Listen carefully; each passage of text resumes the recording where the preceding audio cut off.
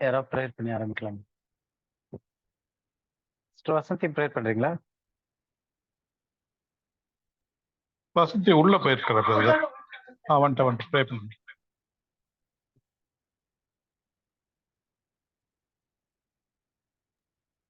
ஸ்தோத்திரம் ஆண்டவரே, நல்ல தகப்பனே, இந்த நாளுக்காக நாங்கள் உமக்கு நன்றி செலுத்துகிறோம்.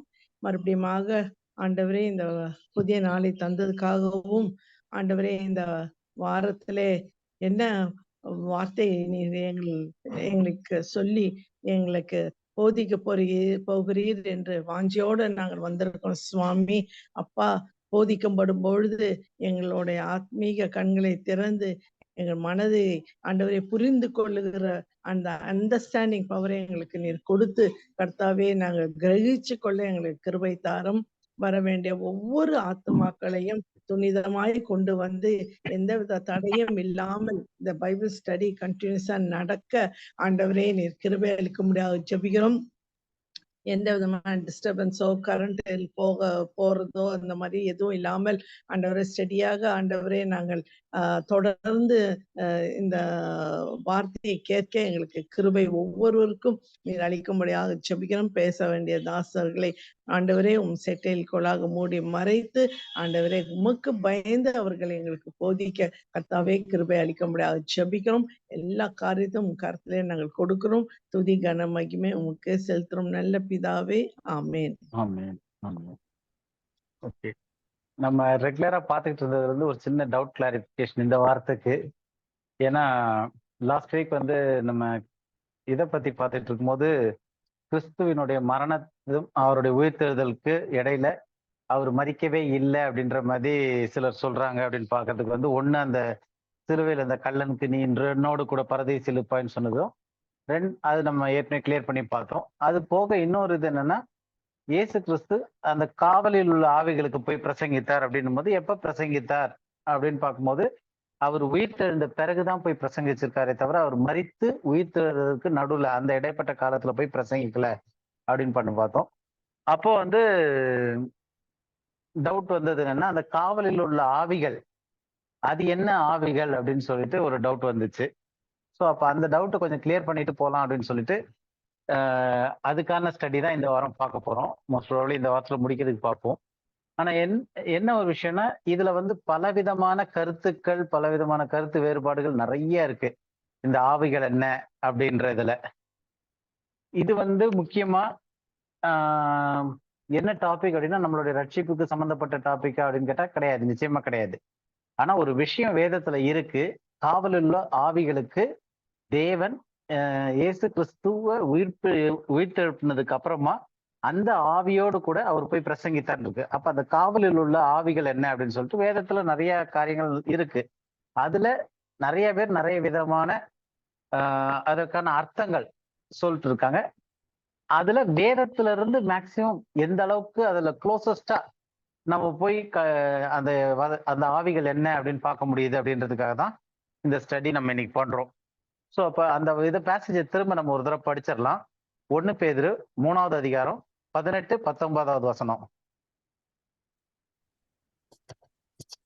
ஏனெனில் கிறிஸ்துவும் நம்மை தேவனிடத்தில் சேர்க்கும்படி அநீதியுள்ளவர்களுக்கு பதிலாக நீதி உள்ளவராய் பாவங்களின் நிமித்தம் ஒரு தரம் பாடுபட்டார். அவர் மாம்சத்திலே கொலையுண்டு ஆவியிலே உயிர்ப்பிக்கப்பட்டார். 19வது வசனம். அந்த ஆவியிலே அவர் போய் காவலில் உள்ள ஆவிகளுக்கு பிரசங்கித்தார். ஓகே. இப்ப இதுல அவர் மாம்சத்திலே கொலையுண்டுன்றது இயேசு கிறிஸ்துவனுடைய சிலுவையில மரித்ததை பத்தி பேசு. அப்ப மாம்சத்திலே கொலை உண்டு. எப்படி உயிர்ப்பிக்கப்பட்டார் அப்படின்னா, ஆவியிலே உயிர்ப்பிக்கப்பட்டார். எப்ப உயிர்ப்பிக்கப்பட்டார் அப்படின்ற கேள்வி வரும்போது, 3 நாள் இரவும் பகலும் பூமியினுடைய தாழ்விடத்துல, இல்லாட்டி பூமியினுடைய இருதயத்துல, இல்ல ஷியோல் ஹேடிஸ் சொல்லக்கூடிய அந்த பாதாளம்னு சொல்லக்கூடிய அந்த ஒரு இடத்துல 3 நாள் இரவும் பகலும் மரித்த நிலையில இருந்துட்டு 3ஆம் நாள்ல தேவன் அவருடைய ஆவியினாலே அவரை உயிர்ப்பிக்கிறார். அப்போ எப்படி உயிர்ப்பிக்கப்பட்டார்னா, ஆவியிலே உயிர்ப்பிக்கப்பட்டார். எப்பொழுது உயிர்ப்பிக்கப்பட்டார்னா, 3 நாள் இரவும் பகலும் மரித்து 3 நாள் இரவும் பகலும் முடிச்சு அதுக்கப்புறம் உயிர்ப்பிக்கப்பட்டார் அப்படின்னு பாக்குறோம். அப்போ அந்த ஆவியிலே அப்படின்னும் போது அந்த உயிர்ப்பிக்கப்பட்ட ஆவியிலே மறிக்கிறதுக்கு போது அவர் அந்த ஆவியில இல்ல. அவருடைய ஆவியை பிதாவின் கரத்துல ஒப்புவிக்கிறேன்னு சொல்லிட்டு மறிச்சிட்டாரு. உயிர்ப்பிக்கப்படும் போது தேவனுடைய ஆவியினால உயிர்ப்பிக்கப்பட்டிருக்காரு. அந்த ஆவியில அவர் போய் காவலில் உள்ள ஆவிகளுக்கு பிரசங்கித்தார். இப்ப இந்த காவலில் உள்ள ஆவிகள் எந்த ஆவி அப்படின்றது தான் நம்ம ஸ்டடி பண்ண போறோம்.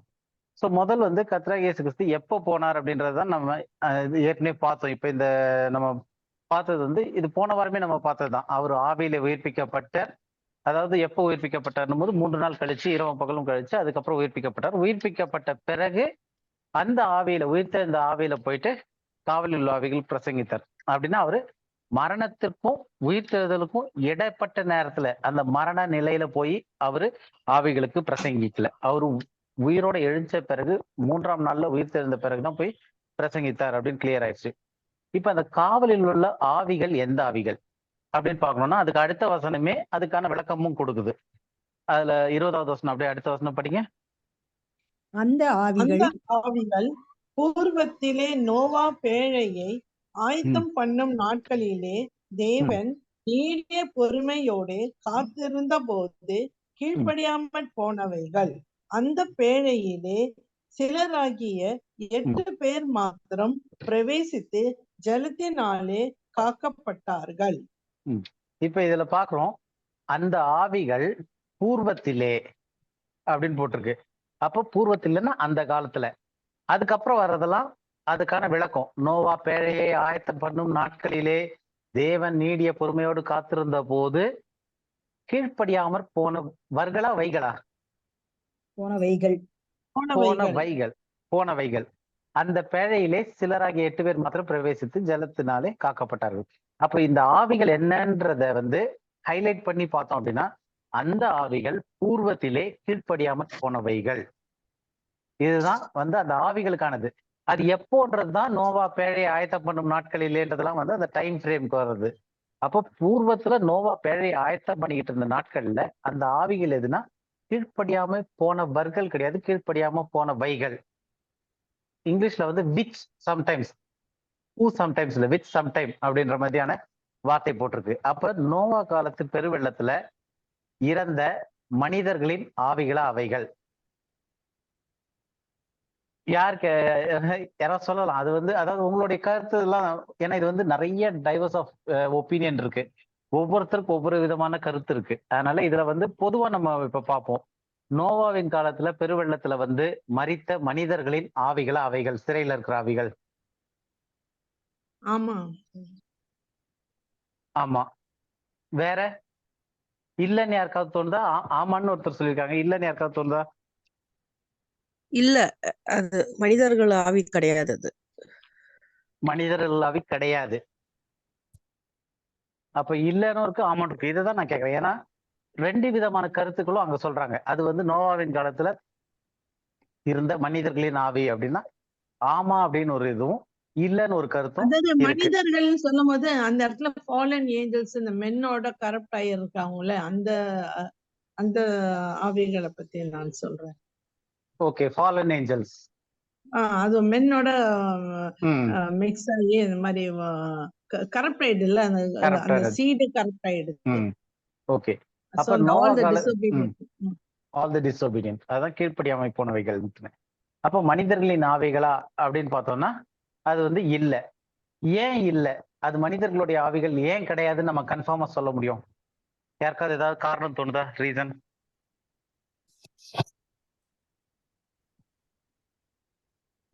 because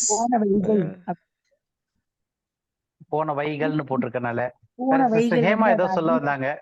அவங்க ஏதோ சொன்னாங்க. அதாவது the word of God says no, every man's spirit goes to God. Exactly. மனிதர்கள் அதான்.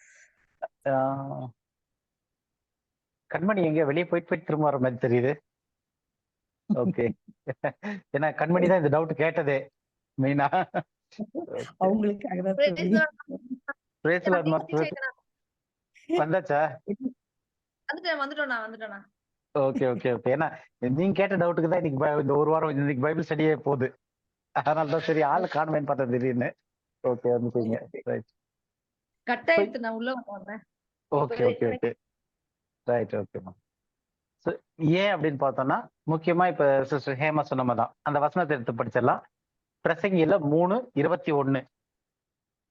உயர ஏறும் மனுஷனுடைய ஆவியையும் தாழே பூமியில் இறங்கும் மிருகங்களுடைய ஆவியையும் அறிகிறவன் யார்? அப்போ உயர ஏறும் மனுஷனுடைய ஆவியையும் தாழ பூமியில் இறங்கும் மிருகங்களுடைய ஆவியும் அறிகிறவன் யாருன்னு இருக்கு. அப்ப மனுஷனுடைய ஆவி எங்க போகுது அப்படின்னா உயர ஏறுதுன்றது வரைக்கும் இங்க தெரியுது. அப்ப உயர மனுஷனுடைய ஆவி ஏறி எங்க போகுது அப்படின்னு பார்த்தோம் அப்படின்னா, எதுக்காக உயர போகுது அப்படின்னு பார்த்தோம்னா, பிரசங்கியிலே 12வது அதிகாரத்துல 7வது வசனம்.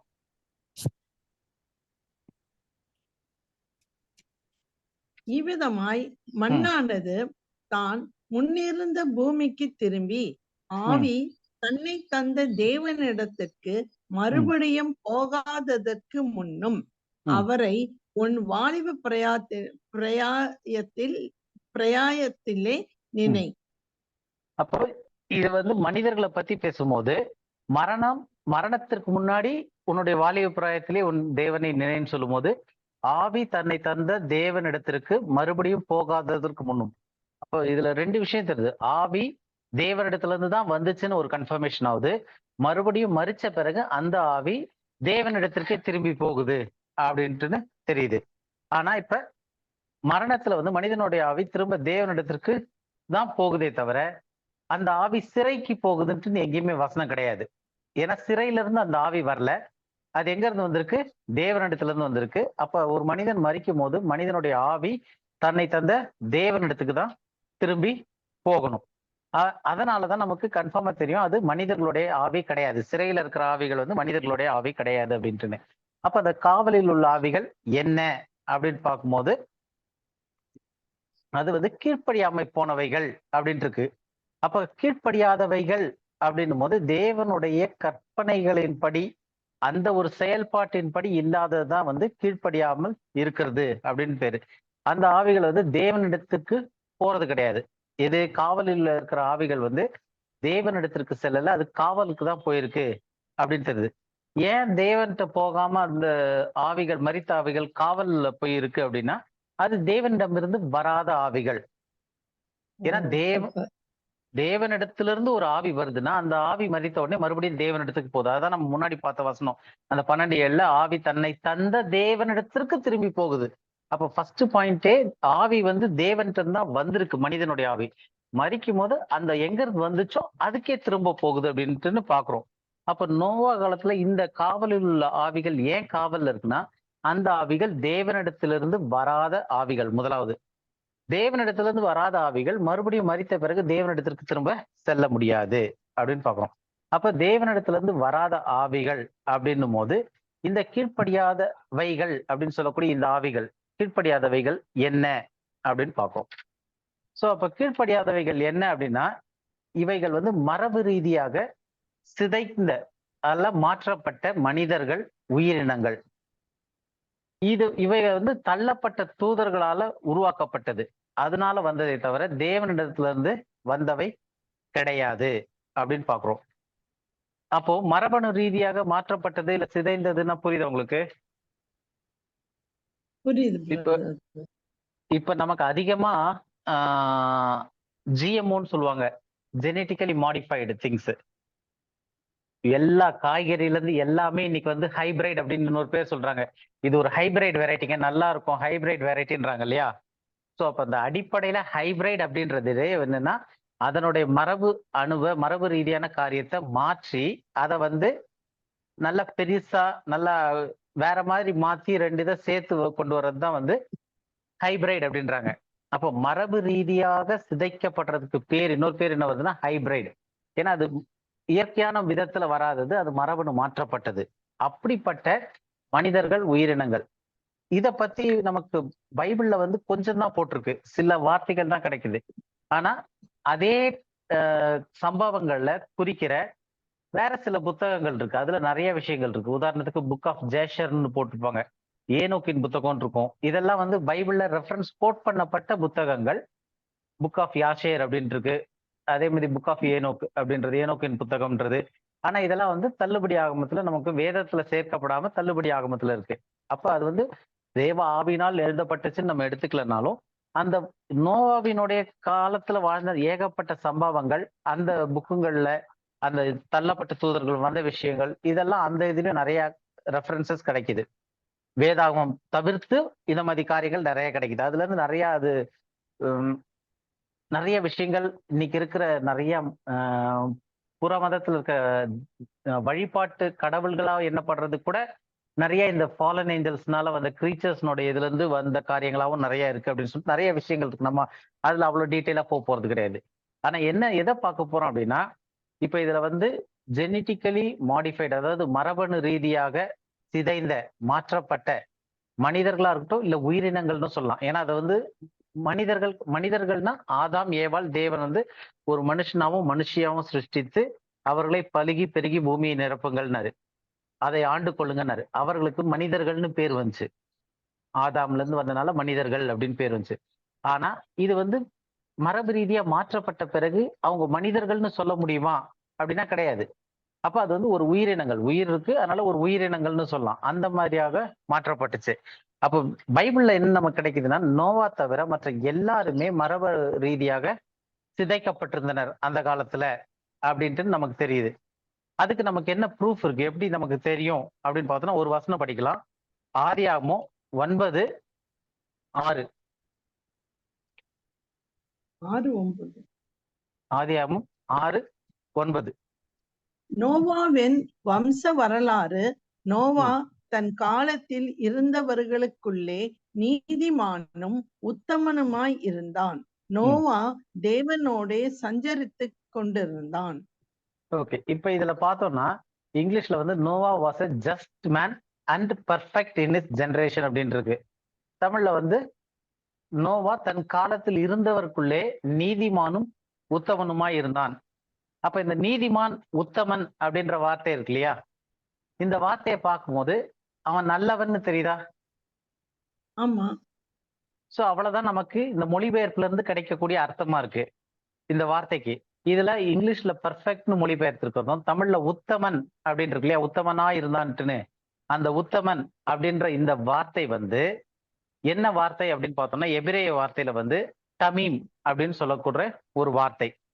அந்த தமீம் அப்படின்ற வார்த்தைக்கான அர்த்தம் என்ன அப்படின்னா, களங்கமில்லாத, முழுமையான, பூர்ணமான, களங்கமற்ற, மாசற்ற, அதாவது பெர்ஃபெக்டா இருக்கக்கூடியதுன்றது புரிஞ்சுக்கிற மாதிரி பெர்ஃபெக்ட்னும்.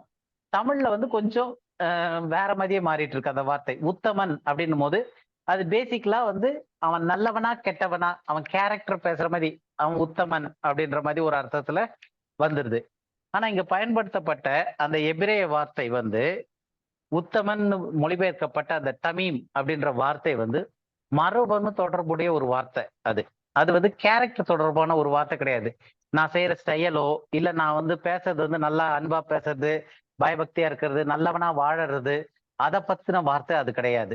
அது வந்து மரபணு ரீதியான ஒரு வார்த்தை. அந்த வார்த்தை வேறு சில இடத்துல எல்லாம் எப்படி மொழிபெயர்க்கப்பட்டிருக்குன்னா சரியாவே மொழிபெயர்க்கப்பட்டிருக்கு. எப்படின்னா வித்தவுட் பிளமிஷ் அப்படின்னு சொல்லிட்டு, பழுதற்ற அப்படின்னு சொல்லிட்டு. உதாரணத்துக்கு ஒரு வசனம் படிக்கலாம். இதே வார்த்தை இங்க உத்தமன் மொழிபெயர்க்கப்பட்ட அதே வார்த்தை வேற இடத்துல எப்படி மொழிபெயர்க்கப்பட்டிருக்கு அதனுடைய கரெக்டான அர்த்தத்துல அப்படின்னு பார்க்கலாம். யாத்ராகமம் 12வது அதிகாரம் 5வது வசனம். யாத்ராகமம் 12:5. அந்த ஆட்டுக்குட்டி பழுதற்றதும் ஆணும் ஒரு வயதுள்ளதுமாய் இருக்க வேண்டும். செம்மறி ஆடுகளிலாவது வெள்ளாடுகளிலாவது அதை தெரிந்து கொள்ளலாம். ஓகே, இது வந்து அந்த பஸ்கா பலியிடுறதுக்கு அந்த இதுக்கு சொல்லும் போது அந்த ஆட்டுக்குட்டி பழுதற்றதும் அப்படின்னு இருக்கு இல்லையா, இந்த பழுதற்றதும் வித்தவுட் பிளமிஷ்ன்ற அந்த வார்த்தையை தான் இங்க பயன்படுத்த வார்த்தையும் டமீம் தான், இந்த இடத்துல பயன்படுத்த வார்த்தையும் டமீம் அப்படின்ற வார்த்தை தான். அப்போ அங்க வந்து எப்படி போட்டிருக்கு, பழுதற்ற. அப்ப இங்க வந்து நோவா தன் காலத்தில் இருந்தவர்களுக்குள்ளே நீதிமானும் பழுதற்றவனுமாய் அப்படின்றது இருந்தான்னு வந்திருக்கணும். அப்ப அந்த பழுதற்ற அப்படின்னும் போது அந்த ஆட்டுக்கு சொல்லும் போது அதை பழுதற்றன்னு சொல்லியிருக்காங்க. ஏன்னா இப்ப உத்தமன்ற வார்த்தையை இங்க போட்டு பாருங்களேன். அந்த ஆட்டுக்குட்டி உத்தமனும் ஆண் ஆணும் ஒரு வயது உள்ளவனாட்டுன்னா அது அர்த்தமே வராது. ஆடு எப்படி உத்தமனா இருக்க முடியும்? புரியுதா உங்களுக்கு?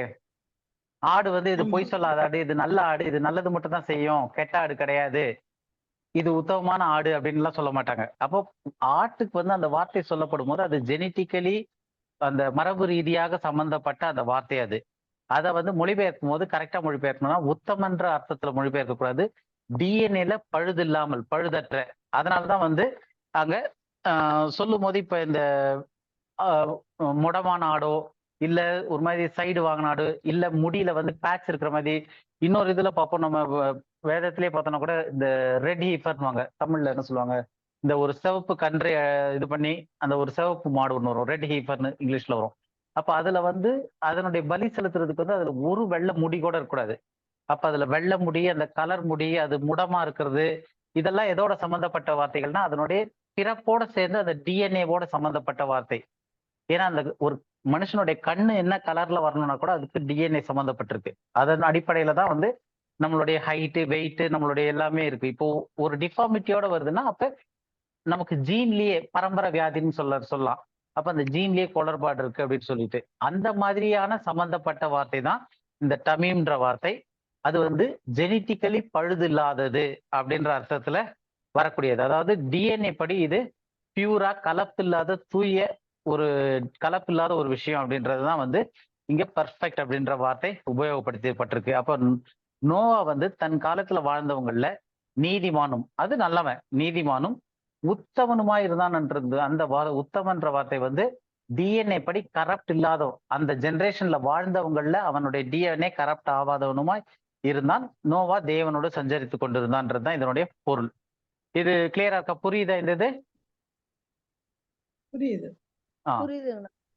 அப்ப நோவா தவிர்த்து வேதம் என்ன சொல்லுது, எல்லாருடைய டிஎன்ஏவும் கரப்ட் ஆயிருக்கு அப்படின்னு சொல்லுது.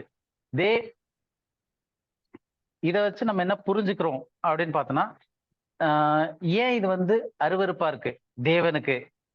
ரெண்டாவது, இது வந்து தேவனுடைய சிருஷ்டிப்புல இருந்து நம்ம இது தேவனுக்கு அருவருப்பானது, இந்த டிஎன்ஏ இன்னைக்கு மாடிஃபை பண்ணி ஹைபிரைட் அப்படின்லாம் வருது இல்லையா, இது ஏன் வந்து அருவருப்பானது தேவனுக்கு அப்படின்னு பார்த்தோம்னா, அவருடைய சிருஷ்டிப்புல இருந்தே தேவன் எப்படி விரும்புறாரு அப்படின்றது நமக்கு தெரியுது. ஏன்னா தேவன் சிருஷ்டிக்கும் போது ஒவ்வொன்றத்தையும் அவற்றின் வகைப்படியே, இங்கிலீஷ்ல பார்த்தோம்னா டு இட்ஸ் கைண்ட் அப்படின்னு இருக்கும். தமிழ்ல வந்து அந்த வார்த்தை வந்து சரியா புரியாத மாதிரி, அதனாலதான் ஜாதிக்கு ஜாதியாக அப்படின்ற மாதிரி இருக்கும். 2 வசனம் படிக்கலாம் அதுக்கு. ஆதியாகமம் 1 அதிகாரம் 21வது வசனம். ஆதியாகமம் 1:21. தேவன் மகா மச்சங்களையும் ஜலத்தில் தங்கள் தங்கள் ஜாதியின்படியே திரளாய் ஜனிப்பிக்கப்பட்ட சகலவித நீர் வாழும் ஜந்துக்களையும் சிறகுள்ள ஜாதி ஜாதியான சகலவித பட்சிகளையும் சிருஷ்டித்தார். தேவன் அது நல்லது என்று கண்டார். அப்ப தேவன் சிருஷ்டிக்கும் போதே எப்படி சிருஷ்டிக்கிறாரு? ஜலத்தில் தங்கள் தங்கள் ஜாதியின்படியே, அதாவது அதனுடைய டைப் படி, இன் it's kind, after it's kind, after its own kind அப்படின்னு இருக்கு. அப்போ இப்ப எந்த ஒரு விலங்கும் அதனுடைய இனத்தோடு சேர்ந்து அது பலுகி பெருகணும் அப்படின்றதான் தேவன் ஜாதி ஜாதியான அப்படின்னு சொல்லி போட்டிருக்கு. இங்கிலீஷ்ல வந்து ஆஃப்டர் இட்ஸ் கைண்ட் அந்த மாதிரி போட்டு தேவன் அதை நல்லது என்று கண்டார். அதே மாதிரி இப்ப இதுல வந்து சகல விதமான நீர்வாழ் இது எல்லாத்தையும் பார்த்துட்டோம், மச்சங்கள் இந்த மாதிரிலாம். 25வது வசனமும் படிங்க அப்படியே. தேவன் பூமியில் உள்ள ஜாதி ஜாதியான காட்டு மிருகங்களையும் ஜாதி ஜாதியான நாட்டு மிருகங்களையும் பூமியில் ஊறும் பிராணிகள் எல்லாவற்றையும் உண்டாக்கினார். அவ்வளவுதான் தெரியுது. இதுல இருந்து ஸ்கிரீன்ல இருந்து படிக்கிறீங்களா? Okay okay. தேவன் அது நல்லது என்று கண்டார். அது நல்லது என்று கண்டார். சோ அப்ப இங்க பார்க்கும்போது தமிழ்ல வந்து 2 இடத்துல தான் ஜாதி ஜாதியானன்றது வருது. ஒண்ணு வந்து தேவன் பூமியில் உள்ள ஜாதி ஜாதியான காட்டு மிருகங்களையும், 2வது ஜாதி ஜாதியான நாட்டு மிருகங்களையும், பூமியில் ஊரும் பிராணிகள் எல்லாவற்றையும் அப்படின்னு சொல்லி முடிச்சுட்டு. ஆனா இங்கிலீஷ்ல மற்ற ஒரிஜினல் எல்லாம் பார்க்கும்போது 3 இடத்துலயுமே வருது. ஊரும் பிராணிகளுக்கும் வந்து and everything that creepeth upon earth after its kind. அப்போ ஊர்ற பிராணிக்கும் அதனுடைய ஜாதியின்படியே அது ஜனிப்பிக்கப்படுது, அது பெருகி பெருகட்டும்னு சொல்லிட்டு தேவன் அது நல்லது என்று கண்டார். அப்ப தேவனுடைய பார்வையில அவர் உண்டாக்கும் போதும் எல்லாத்தையும் உண்டாக்கிட்டு எல்லாம் எப்படி வேணா இருக்கலாம் அப்படின்னு சொல்லிட்டு ஒரு யானையும் ஒரு நாயும் ஒன்னா சேர்ந்து இருக்கலாம் அப்படின்ற மாதிரி வைக்கல. அதாவது தன் இனத்தின்படி அது இனப்பெருத்தி செய்து பூமியை நிரப்பட்டும் அப்படின்ற மாதிரி தான் சொல்லிட்டு, அப்போ அதனுடைய இனத்துல அதனுடைய ஜாதியான இதுல ரீதியில சேரணும்னு சொல்லிட்டு தேவன் அது நல்லது என்று கண்டார்னு 2 தடவையும் சொல்லியிருக்கு. அப்ப தேவன் வந்து ஜெனிட்டிக்கலி அந்த மாற்றங்கள் வர வேணாம், யார் இதோட இருக்கணும் அந்த ஆஃப்டர் இட்ஸ் கைண்ட், அதனுடைய இனத்தின்படியே அந்த ஜாதியின்படியே அவைகள் இருக்கணும் அப்படின்னு சொல்லிட்டு சொல்றாரு. இவையெல்லாம் தள்ளப்பட்ட தூதர்கள். இப்ப இந்த ஆவிகள்லாம் வந்து பார்த்தோம் அப்படின்னா ஆஃப்ஸ்பிரிங்ஸ் ஆஃப் த ஃபாலன் ஏஞ்சல். அப்ப இந்த ராட்சதர்கள் அப்படின்னு சொல்லக்கூடியது பைபிள்ல வருது ராட்சதர்கள்ட்டுன்னு. அந்த ராட்சதர்கள் யாரு? தேவன் ராட்சதர்களை உண்டாக்குனாரா? ஒரு வசனம் எடுத்து படிக்கலாம். ஆதியாகமம் 6:4. அந்நாட்களில் ராட்சதர் பூமியிலே இருந்தார்கள். பின்பு தேவகுமாரர் மனுஷகுமார்த்திகளோட கூடுகிறதினால் இவர்கள் அவர்களுக்கு பிள்ளைகளை பெற்ற போது இவர்களும் பூர்வத்தில் பேர் பெற்ற மனுஷராகிய பலவான்கள் ஆனார்கள். அப்போ அந்த நாட்கள்னும் போது அந்த நோவா டைமுக்கு முன்னாடி, அந்த நாட்கள் அந்த பீரியட் ஆஃப் டைம்ல வெள்ளத்துக்கு முன்னாடி அந்நாட்களிலே ராட்சதருக்கு பூமி இருந்தார்கள். பின்பு அப்படின் போது தேவகுமாரர் மனுஷகுமார்த்திகளோட கூடினதினாலே இவர்கள் அவர்களுக்கு பிள்ளைகளை பெற்ற போது இவர்கள் பூர்வத்திலே பேர் பெற்ற மனுஷர்களை பலவான்களா இருந்தார்கள் இருக்கு. அப்ப இந்த ராட்சதர்கள் பூமியில இருந்தாங்கன்னு இருக்கு இல்லையா? ராட்சதர்களை தேவன் வந்து சிருஷ்டிப்புல ராட்சதர்கள் உண்டாக கடவுது அப்படின்னு சொல்லிட்டு உண்டாக்கவே இல்லை. அப்ப இந்த ராட்சதர்களை சிருஷ்டித்தது யாரு?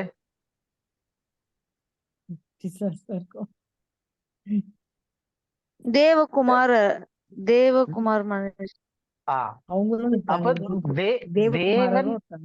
ஆமா, ராட்சதர்கள் வந்து தேவனால் சிருஷ்டிக்கப்பட்டவர்கள் அல்ல. ஏன்னா தேவன் வந்து எதை சிருஷ்டித்தாரோ அதனதன் இனத்தின்படியே அதுகள் பெருகணும் அப்படின்னு சொல்லிட்டு அது நல்லது என்று கண்டார் அப்படின்னு பாக்குறோம். ஆனா இங்க வந்து ராட்சதர்கள்னு திடீர்னு வராங்க. ஆனா ராட்சதர்களை தேவன் சிருஷ்டிக்கல. அப்ப ராட்சதர்கள் எப்படி வராங்க அப்படின்னா தேவகுமாரர்கள்னு சொல்லும் போது தங்கள் ஸ்தானத்தை இழந்தன்னு அது நம்ம பின்னாடி வசனம் படிப்போம். அது தள்ளப்பட்ட தூதர்கள்னு சொல்லலாம் நம்ம ஒரு அர்த்தத்துல புரிஞ்சுக்கிறதுக்காக. ஏன்னா இந்த தள்ளப்பட்ட தூதர்கள்லயே ஏகப்பட்ட குழப்பம் இருக்கு. அதுவே ஒரு நாள் பைபிள் ஸ்டடி போயிடும் தள்ளப்பட்ட தூதர்கள்னு பார்க்க போனா. ஏன்னா இப்ப வானமண்டலத்துல இருக்கிறவங்க யாரு, வெளிப்படுத்தினல்ல தள்ளப்பட்ட தூதர்கள்னு வர்றவங்க சாத்தானோட இருக்கவங்க யாரு, நோவா காலத்துல வந்தவங்க யாரு, இப்ப அவங்க எல்லாம் எங்க இருக்கிறாங்க தள்ளப்பட்ட தூதர்கள்லாம்.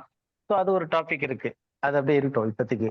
அப்ப தேவகுமாரர்கள் சொல்லும் போது புரிதலுக்கு அவர்கள் தள்ளப்பட்ட தூதர்கள், தங்கள் ஸ்தானத்தை விட்ட தூதர்கள், அதான் தள்ளப்பட்ட தூதர்கள்னு சொல்றோம்.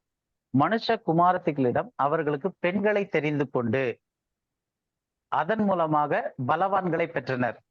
அப்ப அவர்கள் மூலமா பலவான்களை பெறும்போது அவர்கள் மனித இனத்துல சேர்ந்தவர்கள் கிடையாது. ஏன்னா மனிதர்கள்னா மனிதனாக உண்டாக்கப்பட்ட ஆணும் பெண்ணும் சேர்ந்து ஒரு குழந்தை உண்டானாதான் அது மனித குழந்தை. ஆனா இங்க வந்து தேவகுமாரர்கள், அதாவது தள்ளப்பட்ட தூதர்களும் மனித குமாரிகளும் சேர்ந்து இந்த ஒரு காரியம் வரனால இது வந்து மனிதர்கள் இன்னமே கிடையாது ஒரு இது அப்படின்னு சொல்லிட்டு.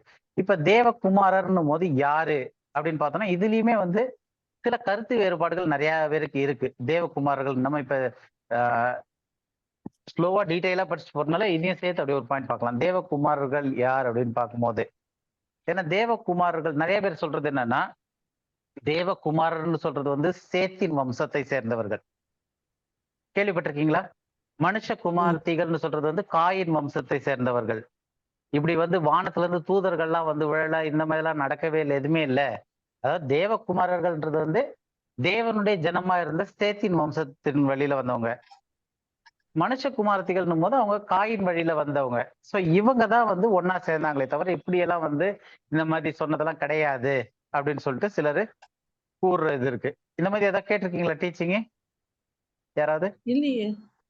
இல்லையா? சரி, அப்போ உங்களுக்கு ரொம்ப கன்ஃபியூஷனே இல்லை. ஏன்னா இந்த மாதிரி ஒரு டீச்சிங் இருக்கு. அதாவது தேவகுமாரர்கள்ன்றது வந்து பியூர் ஜீன், அதாவது சேத்தினுடைய வம்ச வழியில வர்றது வந்து தேவகுமாரர்கள் அப்படின்ட்டுனோம். காயினுடைய வம்ச வழியில வந்தது வந்து மனுஷ குமாரத்திகள் அப்படின்னு சொல்லிட்டு இது வந்து பெரிய டாக்டர்னே இருக்கு. இதுக்கு நிறைய டினாமினேஷன்ஸே இருக்கு இதை பேஸ் பண்ணி. அவங்க என்ன சொல்றாங்கன்னா, இப்படி பரலோகத்துல இருந்து தேவ தூதர்கள்லாம் வந்தாங்க, அவங்க மனுஷ உருவம் வந்து இப்படி எல்லாம் வந்தாங்க அப்படின்லாம் அதெல்லாம் இல்ல அப்படின்னு சொல்லிட்டு அதை நம்பாதவர்கள். இதெல்லாம் கட்டுக்கதை மாதிரி இருக்கு அப்படின்னு சொல்லிட்டு அவங்க தான் வந்து இந்த டீச்சிங் கொண்டு வர்றவங்க. ஆனா இப்ப அப்படி பார்த்தோம் அப்படின்னா தேவகுமாரர் சேத்தின் வம்சம்னு சொல்றது வந்து தேவ பக்தி உள்ளவர்கள். இன்னொன்னு காயின் வம்சவழின்னு சொல்றது வந்து தேவ பக்தி அற்றவர்கள். அப்போ தேவ பக்தி உள்ளவர்கள் தேவ பக்தி அற்றவர்களை அவங்கள திருமணம் செய்வதன் மூலமாக அவங்களுக்கு பிறக்கிற குழந்தை ராட்சதர்களா பிறக்குமா? பிறக்காது. நல்லவன் கல்யாணம் பண்ணா சரி, நல்லவனும் கெட்டவனும் கல்யாணம் பண்ணாலும் சரி, எப்படி பண்ணாலும் சரி, 2 பேர் மனிதர்கள் கல்யாணம் பண்ணும்போது மனிதர்களாதான் குழந்தை பிறக்கும், ராட்சதர்களா பிறக்காது. அப்ப அந்த இதுவே வந்து இங்க அடிபட்டு போயிடுது. ஆனா அவங்களால ஏற்றுக்கொள்ள முடியாம இதுக்கு ஒரு டினாமினேஷன்ஸே இருக்கு. அவங்களுடைய டீச்சிங் அவங்களுடைய தியாலஜில வந்து இது வந்து ஃபாலன் ஏஞ்சல்ஸ் எல்லாம் கிடையாது, தள்ளப்பட்ட தூதர்கள்லாம் கிடையாது. இது வந்து சேத்தின் வழியில வந்தவங்க வந்து காயினுடைய வழியில வந்தவங்களை திருமணம் செஞ்சனால வந்த விளைவுக்கு தான் தேவன் இந்த மாதிரி பண்ணாரு அப்படின்னு சொல்லிட்டு ஒரு டீச்சிங் இருக்கு. அது நமக்கு தேவையில்லை, ஏன்னா உங்களுக்கு அந்த குழப்பமே இல்லாதனால இது பிரச்சனை இல்லை. பட் ஆனா இந்த மாதிரி ஒரு டீச்சிங் இருக்கு. அதனால தேவகுமாரர்கள்ன்ற வந்து சேத்தின் வம்சத்துல இருந்து வந்தவங்க கிடையாது. இன்னொரு இது பார்க்கலாம், தேவகுமாரர்கள்னு வேற எங்க இருக்கு அப்படின்னு பார்த்தோம்னா யோபுல 1வது அதிகாரம் 6வது வசனம். ஒரு நாள் தேவபுத்திரர் கர்த்தருடைய சந்நிதியில் வந்து நின்ற போது சாத்தானும் அவர்கள் நடுவிலே வந்து நின்றான். இதே மாதிரி 2வது அதிகாரத்துல ஒரு வசனம் இருக்கு இதே மாதிரி. அப்போ தேவ புத்திரர் அப்படின்றது வந்து தேவகுமாரர்கள் தான். இங்கிலீஷ்ல வந்து சன்ஸ் ஆஃப் காட், டிரான்ஸ்லேஷன்ல புத்திரன்னு ஒரு இடத்துல போட்டிருக்கு, குமாரர்னு ஒரு இடத்துல போட்டிருக்கு. இதெல்லாம் அதனுடைய மூல வார்த்தையில வந்து பெனே எலோஹீம் அப்படின்றது தேவனுடைய பிள்ளைகள் அப்படின்றது தான். அப்போ இந்த இடத்துலயும் வந்து யோபு கிட்ட பேசும்போது பரலோகத்துல நடக்கக்கூடிய ஒரு காரியமாக சொல்லும் போது தேவ புத்திரர் அப்படின்றாரு. அப்ப இந்த தேவ புத்திரர்கள் யார் அப்படின்னா அவங்கதான் தேவ தூதர்கள் அப்படின்றது வருது. இந்த மாதிரி தேவ புத்திரர்கள்ன்ற பேர் ஏன் வருது அப்படின்னா தேவனால டைரக்டா சிருஷ்டிக்கப்பட்டவங்களுக்கு தேவ புத்திரர்கள்னு பேர் பைபிள்ல வருது. உதாரணத்துக்கு இப்ப சொல்ல போனோம்னா நம்மளெல்லாம் தேவன் டைரக்டா சிருஷ்டித்தாரா அப்படின்னு கேட்டா கிடையாது. நமக்கு பேர் என்ன? ப்ரோக்ரியேஷன். ஆதாமுக்குள் நம்ம எல்லாம் இருக்கிறோம். ஆதாமை தேவன் சிருஷ்டித்தார். இப்ப நம்மளை தனித்தனியா தேவன் ஒவ்வொருத்தரையும் இண்டிவிஜுவலா சிருஷ்டிக்கிறதா இருந்துச்சுன்னா ஆதாமினுடைய பாவமும் ஆதாமினுடைய மரணமும் நமக்கு கேரி ஓவர் ஆக வேண்டியதே இல்லை, எல்லாம் தனித்தனி நபரா இருந்துச்சுன்னா. அப்ப தேவன் சிருஷ்டித்தது ஒரு நபரை, ஆதாமை சிருஷ்டித்து ஆதாம்ல இருந்தே ஒரு பகுதியை எடுத்து ஏவாளை சிருஷ்டித்து அதன் மூலமாக நம்ம பிறந்துகிட்டே இருக்கும், ஒருத்தரா வந்துகிட்டே இருக்கும் போது இந்த மொத்த மனித சந்ததியுமே, இந்த மொத்த ஹியூமன் ஜெனரேஷன், இந்த எல்லாமே ஆதாம் ஒருவனுக்குள்ள இருந்து வருது. அப்ப நம்ம எல்லாம் வந்து டைரக்ட் கிரியேஷன் ஆஃப் காட் கிடையாது, நம்மளாம் procreation of Adam. Adam வந்து டைரக்ட் கிரியேஷன் ஆஃப் காட். தேவன் ஆதாமை நேரடியாக சிருஷ்டித்தார். ஆதாம் மூலமாக ஆதாமினுடைய சாயல்ல நாமெல்லாம் சிருஷ்டிக்கப்பட்டுக்கிட்டு இருக்கோம் ஒருத்தரா. அப்ப இதுக்கு பேர் ப்ரோ கிரியேஷன். ஆனா யாரெல்லாம் நேரடியாக தேவனால் சிருஷ்டிக்கப்பட்டார்களோ அந்த டைம்ல அவர்களுக்கு தேவ புத்திரர்கள்ன்ற பேரும் கொடுக்கப்பட்டிருந்துச்சு. அப்ப ஏஞ்சல்ஸ்லாம் வந்து ஒரு ஏஞ்சலை ஆண்டவர் உண்டாக்கிட்டு இன்னொரு ஏஞ்சலோட சேர்ந்து ஏஞ்சலுக்கு குட்டி ஏஞ்சல்னு பிறந்து வளர்ந்து அப்படி ஏஞ்சல்ஸ் வர்றது கிடையாது. ஏஞ்சல்களுக்கு இனப்பெருக்கம் கிடையாது, அவங்க ப்ரோக்ரியேஷன் பண்றது கிடையாது. அப்ப இருக்கிற எல்லா தேவ தூதர்களும் ஒரே சமயத்துல தேவனால் சிருஷ்டிக்கப்பட்டது. அதனாலதான் வந்து தேவ புத்திரர் அப்படின்ற பேரு தேவ தூதர்களுக்கும் வழங்கப்படுது. புரியுதா? கன்ஃபியூஷனா இருக்கா? இது புரியுது இல்லையா? அந்த ப்ரோக்ரியேஷன். இதுல ஒரு சின்ன ஒரு டவுட் சொல்லுங்க சிஸ்டர். இப்ப வந்து தேவ தூதர்கள் வந்து ஆணும் இல்லை பெண்ணும் இல்லை அப்படிதான் இருக்குல்ல. ஆமா. அவங்களுக்கு ஜெண்டர் கிடையாதுன்னு. அப்ப எப்படி வந்து அவங்க நோவா காலத்துல அவங்க வந்து இந்த விமனோட மிங்கிள் ஆகி அவங்களுக்கு குழந்தை பிறந்திருக்கும்? ஓகே. பைபிள்ல வந்து ஏஞ்சல்ஸ் வந்து எங்கேயுமே வந்து அக்ரிணைல சொல்லப்படவே இல்லை. ஆண் பால் பெண் பால் அக்ரிணை பால், அக்ரிணையோ இல்ல வேற மாதிரி ஜெனரல்ல சொல்லப்படலை. அவங்க வந்து பேசிக்கலா நம்ம ஹியூமன்ஸ்ல பார்க்க மனிதத்துல பாக்குற மாதிரி ஆண் பெண் இல்லாட்டியும் பைபிள் அவங்கள ரெஃபர் பண்றது வந்து ஒரு ஆணாக தான் ரெஃபர் பண்ணுது, ஹீயா தான் ரெஃபர் பண்ணுது பைபிள். ஸோ ஏஞ்சல்ஸ் வந்து பைபிள் படி ஹீயா தான் சொல்லப்படுது, ஆணா தான் சொல்லப்படுதே தவிர பெண்ணாக. அது வந்து மூவிஸ்ல தான் வந்து ஒரு குட்டி பிள்ளை இல்லாட்டி ஒரு லேடிஸ்க்கு ரக்க போட்டு ஏஞ்சல் காட்டுறது. ஆனா லிட்டரலா வந்து ஏஞ்சல்ஸ் அப்படி கிடையாது. ஏஞ்சல்ஸ் வந்து பைபிள்ல மென்ஷன் ஆகும்போது ஹீன்ற இதுலதான் மென்ஷன் ஆகுது, ஆண் பால்ல தான் அவர்களை குறிப்பிடுறாரு. ஆனா இல்ல இந்த லிட்டரலா நியூ வந்து டெஸ்டமெண்ட்ல ஒண்ணு வருது இல்ல, ஏதோ எந்த கான்டெக்ட்னு தெரியல, அவர்கள் வந்து தேவ தூதர்களை போல ஆமா, அது இருப்பாங்க, நம்ம அவங்களுக்கு இப்ப வந்து ஸ்டடியில இன்னும் ஒரு 3-4 வசனம் கழிச்சு திரும்ப அதுவும் வந்துரும். நம்ம அதையும் சேர்த்து படிப்போம்.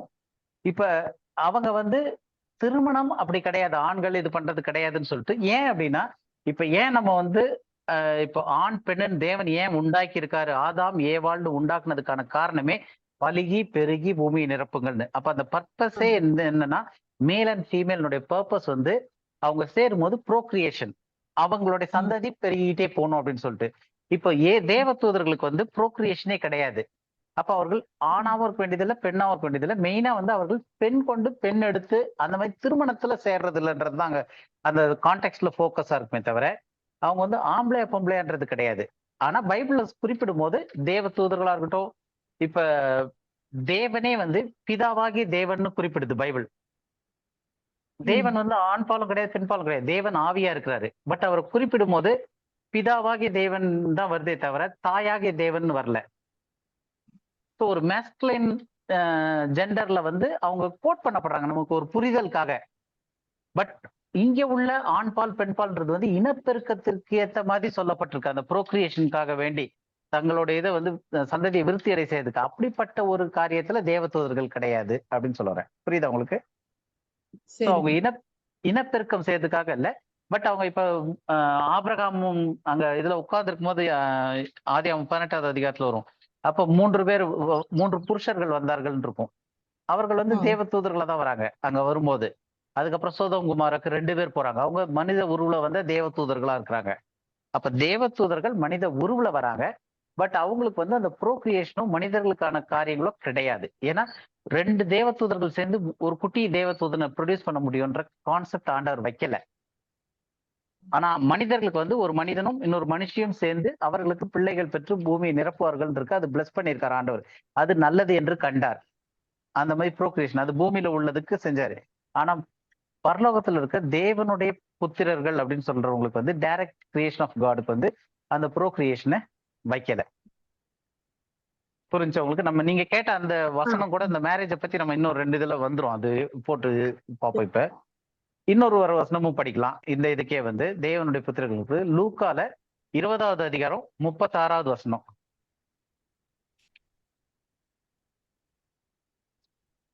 இனி அவர்கள் அவர்கள் படிங்க. நீ படிங்க சிஸ்டர் படிங்க. இல்ல நீ படிங்க, நான் எப்பவுமே படிக்கிறேன், அதில் நீங்க படிங்க. அவர்கள் இனி மரிக்கவும் மாட்டார்கள், அவர்கள் உயிர்த்தெழுதலின் பிள்ளைகள் ஆனபடியால் தேவ தூதருக்கு ஒப்பானவர்களுமாய் தேவனுக்கு பிள்ளைகளுமாய் இருப்பார்கள்.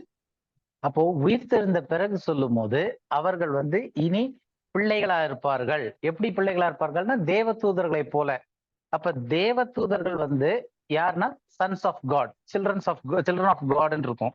அப்ப தேவ புத்திரர்கள் தான் தேவ தூதர்கள் அப்படின்றது நமக்கு இதுல இருந்து கரெக்டா புரியுது. அப்போ இங்க தேவகுமாரர்னு போட்டது சேத்தின் வம்சத்துல இருந்து வந்தவங்க கிடையாது. அவர்கள் தேவனால் சிருஷ்டிக்கப்பட்ட தூதர்கள் தான் தேவ தூதர்கள். ஆனா அவர்கள் இயல்பு நிலை என்ன அப்படின்றத பார்ப்போம். ஏன்னா அவங்களுடைய ஸ்தானத்துல இருந்து விழுந்துட்டாங்க, இல்ல தள்ளப்பட்ட தூதர்னு நம்ம ஒரு வார்த்தையை சொல்றோம். அப்போ எதுல இருந்து தள்ளப்பட்டாங்க, என்னென்ன காரியத்துல தள்ளப்பட்டாங்க அந்த தூதர்கள் ஏன் அப்படின்னு சொல்லி ஒரு 2-3 வசனம் பார்க்கலாம். அப்ப அதுல பார்க்கும்போது தேவ தூதர்களுடைய இயல்பு என்ன அப்படின்றது தெரிஞ்சிடும். அப்ப அந்த தன் இனத்தின்படியே சேர கடவுது அப்படின்னு சொல்லிட்டு ஜாதி ஜாதியாக சேர கடவுதுன்னு சொல்லிட்டு அது நல்லது என்று கண்டார்ன்றது எப்படி இங்க பாதிக்கப்படுதா அப்படின்றத நம்ம பார்க்கலாம். எபிரேயர் 2வது அதிகாரம் 9வது வசனம்.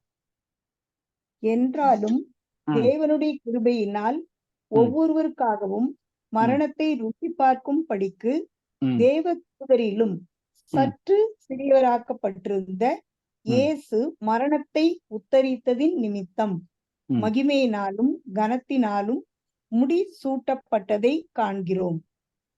ஓகே, இப்ப இங்க வந்து நம்ம பார்த்தோம்னா தேவ தூதரிலும் சற்று சிறியவராக்கப்பட்டிருந்த இயேசு இயேசு. அப்படின்ட்டு இருக்கு. அப்ப எதுக்காக இயேசு கிறிஸ்து தேவதூதரிலும் சற்று சிறியவராக்கப்பட்டாரு? சொல்ல முடியுமா யாராவது இந்த வசனத்துல இருந்து? ஏன்னா இயேசு கிறிஸ்து ஏதோ ஒரு காரணத்துக்காக தேவதூதரிலும் சற்று சிறியவராக்கப்பட்டிருக்காரு. எதுக்காக தேவதூதரிலும் சற்று சிறியவராக்கப்பட்டார் இயேசு கிறிஸ்து? மனுஷன் சாயல பிறந்து அவர் மரணத்தை சந்திக்கணும் இல்லையா? அதனால தேவதூதர்களை விட கொஞ்சம் ம். சிறியவராக்க மனுஷங்களுக்கு வந்து பிறக்கிறதுக்காக இருக்கும். 100% ஆண்டவர் 100% அவரு மனுஷன், 100% அவர் தெய்வம். சரி, இல்ல 100% மனுஷன் 100% தெய்வம், அது இருக்கட்டும். இப்ப இந்த வசனம் நம்ம படிச்சோம் இல்லையா? இந்த வசனத்துல இருந்து நமக்கு என்ன தெரியுதுன்னா, இயேசு கிறிஸ்து தேவதூதரிலும் சற்று சிறியவராக்கப்பட்டிருக்கார். First point. ரெண்டாவது பாயிண்ட், இந்த வசனத்துல இருந்து எதற்காக சிறியவராக்கப்பட்டாரு? அந்த பர்பஸ் என்ன? எதுக்காக சிறியவராக்கப்பட்டார் தேவதூதர்லயும்? அது ஏன்னா அவர் வந்து கன்னியின் வயிற்றுல பிறந்தாரு. தேவதூதர்கள் அப்படி இல்ல. இல்ல இல்ல இல்ல, இந்த வசனத்துல கேக்குறேன். For the suffering of death. For the suffering of death. இயேசு மரணத்தை உத்தரிக்கணும், மரணத்திற்கு போகணும் அப்படின்னு சொல்லிட்டு. அப்போ மரணத்தை அடையணும் அப்படின்றதற்காக அதான் இந்த வசனத்தினுடைய முழு பர்பஸும். அதான் ஏனென்றால் தேவனுடைய கிருபையினால் ஒவ்வொருவருக்காகவும் மரணத்தை ருசி பார்க்கும்படிக்கு. அப்ப பர்பஸ் என்னது? மரணத்தை ருசி பார்க்கிறதற்காக தேவதூதரும் சற்று சிறியவராக்கப்பட்டிருந்த இயேசு என்ன பண்ணாரு? மரணத்தை உத்தரித்த நிமித்தம். அப்ப இங்க கான்டெக்ஸ்டே வந்து என்னன்னா இயேசு கிறிஸ்துவனுடைய மரணம். புரியுதா உங்களுக்கு? அதாவது நம்ம கன்னி மயிற்றுல பிறந்தால் அது உண்மை, அவர் 100% தேவனா இருந்தார், 100% மனுஷனா இருந்தார், அதெல்லாம் ரைட்டு. இந்த வசனத்துல 2 விஷயம் தெரியுது. ஒண்ணு, இயேசு கிறிஸ்து தேவதூதரிலும் சற்று சிறியவராக்கப்பட்டிருக்கார், முதல் விஷயம். ரெண்டாவது, எதுக்காக ஆக்கப்பட்டார் அப்படின்னு பார்த்தோம்னா, மரணத்தை ருசி பார்க்கும்படிக்கு தேவதூதரிலும் சற்று சிறியவராக்கப்பட்டிருந்த இயேசு என்ன செஞ்சாரு? எதுக்காக இயேசு கிறிஸ்து தேவதூதர்களை விட சிறியவராக்கப்பட்டார்னா மரணத்தை ருசி பார்க்கிறதுக்கு செஞ்சாரா அப்படின்னு பார்த்தோம்னா, அதே வசனத்துல இயேசு மரணத்தை உத்திரித்த நிமித்தம் மகிமையினாலும் கனத்தினாலும் கண்டினியூ ஆகுது. அப்போ இங்க முக்கியமா நமக்கு புரிஞ்சுக்க வேண்டிய விஷயம் என்ன அப்படின்னா, இயேசு கிறிஸ்து மரிக்க வேண்டும். அப்போ அதற்காக தான் தேவதூதர்ல சற்று சிறியவராக்கப்பட்டார் அப்படின்னும் போது தேவதூதர்களுக்கு மரணம் கிடையாது. தேவதூதர்களும் மரிக்க தன்மையில இருந்திருந்தா அவர் தேவதூதர்களை போலவும் வந்து மறிச்சிருந்திருக்கலாம், மனிதர் போலவும் வந்திருக்கலாம். ஆனா இங்க ஸ்பெசிபிக்கா தேவதூதர்களும் சற்று சிறியவராக்கப்பட்டுனா, ஆதாம் பாவம் செய்த போது ஆதாம் வந்து மரணத்திற்குள்ளாய் போயிட்டான். அப்ப அவன் தேவ சாயலை இழந்து ஆதாம் வந்து தேவ சாயலற்றவனான தேவ மகிமையற்றவன் ஆயிட்டான். அப்ப அதன் மூலமாக அவனுக்கு ஸ்பெசிபிக்கா ஆதாமுக்கு தான் சொல்லப்பட்டுச்சு, நீ இந்த கனியை புசிக்கும் நாளிலே நீ மரணத்திற்குள்ளாய் போவாய், அழிவுக்குள்ளாய் போவாய்ட்டுன்னு. அப்ப அந்த அழியும் தன்மை வந்து ஆதாமுக்கு வந்துருச்சு. இப்ப இயேசுக்கு ஆனா தேவதூதர்களுக்கு அந்த அழியும் தன்மை கொடுக்கப்படவே இல்லை. ஏஞ்சல்ஸ் வந்து அவங்களுக்கு ப்ரோக்ரியேஷனும் கிடையாது. அதாவது அடுத்தடுத்த ஏஞ்சல்கள்லாம் இனப்பெருக்கம் செஞ்சு அப்படி நிறைய ஏஞ்சல்ஸ் வர்றது அப்படி கிடையாது. அப்ப ஏஞ்சல்ஸ்ன்றது வந்து தேவதூதர்கள் வந்து தேவனால் சிருஷ்டிக்கப்பட்ட அந்த ஆதி டைம்ல எத்தனை தேவதூதர்களை தேவன் சிருஷ்டித்தாரோ அத்தனை பேர் தான். அதற்கு மேற்கொண்டு தேவதூதர்களா சேர்ந்து அவங்களுக்கு தேவதூதர்களை பிறக்க வைக்க முடியாது, கிடையாது. அதே மாதிரி தேவதூதர்களுக்கு மரணம் கிடையாது. மரணம்ன்ற கான்செப்ட்ல தேவதூதர்களை அவர் சிருஷ்டிக்கல. அப்ப இயேசு கிறிஸ்துவும் அதே மாதிரி மரணத்துல இல்லாதவரா தான் இருக்கிறாரு. பிதாவினுடைய சாயலா ரூபத்துல மகிமையில இருக்கும்போது அவருக்கு மறைக்க வேண்டிய அவசியம் இல்லை, மரணம் கிடையாது. அப்போ தேவதூதர்களும் மறைக்கிறது கிடையாது. யாருக்கு மரணம் இருந்துச்சுன்னா மனிதர்களுக்கு. அப்போ அந்த நிலைக்கு இறங்கணும் அப்படின்றனாலதான் தேவதூதரிலும் சற்று சிறியவராக்கப்பட்டார். எதுக்காக? அவர் மரணத்தை ருசி பார்க்கும்படிக்கு தேவதூதரிலும் சற்று சிறியவராக்கப்பட்டார். ஆக்கப்பட்டது நிமித்தமாக மறைக்கும் தன்மை அவருக்கு வந்துச்சு, அவர் மரணம் அடைஞ்சார் எல்லாருக்காகவும். அப்ப இதுல இருந்து நமக்கு என்ன பாயிண்ட் இன்னைக்கு புரியுது அப்படின்னா, கிறிஸ்து மரிக்க வேண்டும் என்பதற்காக தேவதூதரிலும் சற்று சிறியவராக்கப்பட்டார். சிறியவராக்கப்பட்டு அந்த நிலையில வந்து அவர் மரணமும் அடைந்தார். இதுல இருந்து நமக்கு தெரிகிறது என்ன? தேவதூதர்கள் மரிக்கிறது இல்லை. அதை விட கீழ் லெவலுக்கு தேவன் இயேசு கிறிஸ்து இறங்கிதான் அந்த மரணத்தை ருசி பார்க்க வேண்டியிருந்துச்சு. ஏன்னா தேவதூதர்கள் லெவல்ல அந்த மரணம் கிடையாது அவர்களுக்கு. புரியுது இல்லையா உங்களுக்கு? இதுலதான் கேள்வி இருக்கா? ஓகே. அப்போ முதல் விஷயம் நம்ம பார்த்தது என்ன அப்படின்னு பார்த்தோம்னா, தேவதூதர்களுக்கு மரணம் கிடையாது அப்படின்னு சொல்லிட்டு பார்த்தோம். இதே விஷயத்த இன்னொரு வசனமும் பார்த்துடலாம். லூக்கா 20வது அதிகாரம் 36வது வசனம். லூக்கா 20:36. அவர்கள் இனி மரிக்கவும் மாட்டார்கள். அவர்கள் உயிர்த்தெழுதலின் பிள்ளைகள் ஆனபடியால் தேவ தூதருக்கு ஒப்பானவர்களுமாய் தேவனுக்கு பிள்ளைகளுமாய் இருப்பார்கள். அப்ப இங்கேயும் என்ன சொல்லுது? அவர்கள் இனி மரிக்கவும் மாட்டார்கள். மரணம் அந்த ஸ்டேஜ்ல கிடையாது. உயிர்த்தெழுந்த பிறகு பேசும்போது உயிர்த்தெழுந்த ஒருத்தர் மறுபடியும் மரிக்க மாட்டாரு. அவர்கள் உயிர்த்தெழுந்த பிள்ளைகளா இருக்கிறபடியால் தேவ தூதர்களுக்கு ஒப்பா இருப்பார். ஏன்? அவங்களுக்கு இனி மரணம் கிடையாது. அப்ப இதுல இருந்து என்ன தெரியுதுன்னா, தேவ தூதர்கள் மரிக்க மாட்டார்கள், அவர்களுக்கு மரணம் கிடையாது. அந்த நிலைக்கு நம்ம உயிர்த்தெழுந்த பிறகு, ஆவில உயிர்ப்பிக்கப்பட்ட பிறகு, உயிர்த்தெழுதலுக்கு பிறகு நமக்கும் மரணம் கிடையாது. நம்ம தேவனுடைய பிள்ளைகளா இருப்போம். எப்படி அப்படின்னா, தேவ தூதர்களுக்கு ஒப்பாக. அப்ப தேவ தூதர்களுக்கு மரணம் கிடையாது. தேவ தூதர்கள் தேவனுடைய டைரக்ட் சிருஷ்டிப்புல வந்தவங்க. அவர்கள் இந்த மாதிரி இனப்பெருக்கம்லாம் கிடையாது, அவர்களுக்கு மரணமும் கிடையாது அப்படின்றது கிளியர் ஆயிடுச்சு. அப்ப தேவ தூதர்களுக்கு அவர்களுடைய இயல்புல வந்து தேவ தூதர்களுடைய இயல்பு அவர்களுக்கு மறிக்கும் தன்மை கிடையாது. கிளியர் ஆயிடுச்சா? ஏன்னா இது முக்கியமான பாயிண்ட். தேவ தூதர்களுக்கு மரிக்கும் தன்மை கிடையாதுன்னு கிளியர் ஆயிடுச்சு. ஆனா அவங்களால மனுஷகுமாரத்திகள் கர்ப்பவதி ஆகலான்றதும் இருக்கு இல்லனா? அது மட்டும் மரிக்கும் இது கிடையாதுன்னு போது, அப்ப அது மட்டும் எப்படி உற்பத்தி பண்றது மட்டும் எப்படி வரும்னு கேக்குறேன். வரேன் நானே. அடுத்த படிப்போம் நம்ம. என்ன அந்த லைன் அப்படியே வந்துடலாம். அது பாயிண்ட் இருக்கு. ஓகேவா?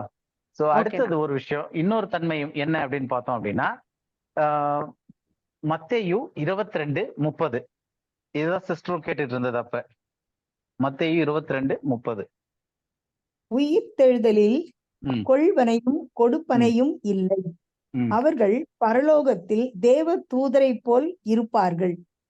கொள்வனையும் கொடுப்பனையும் இல்லைன்னா என்ன அர்த்தம்? பொண்ணு கொடுக்கறது, பொண்ணு வாங்குறது. பொண்ணு கொடுக்கறது. ஆமா.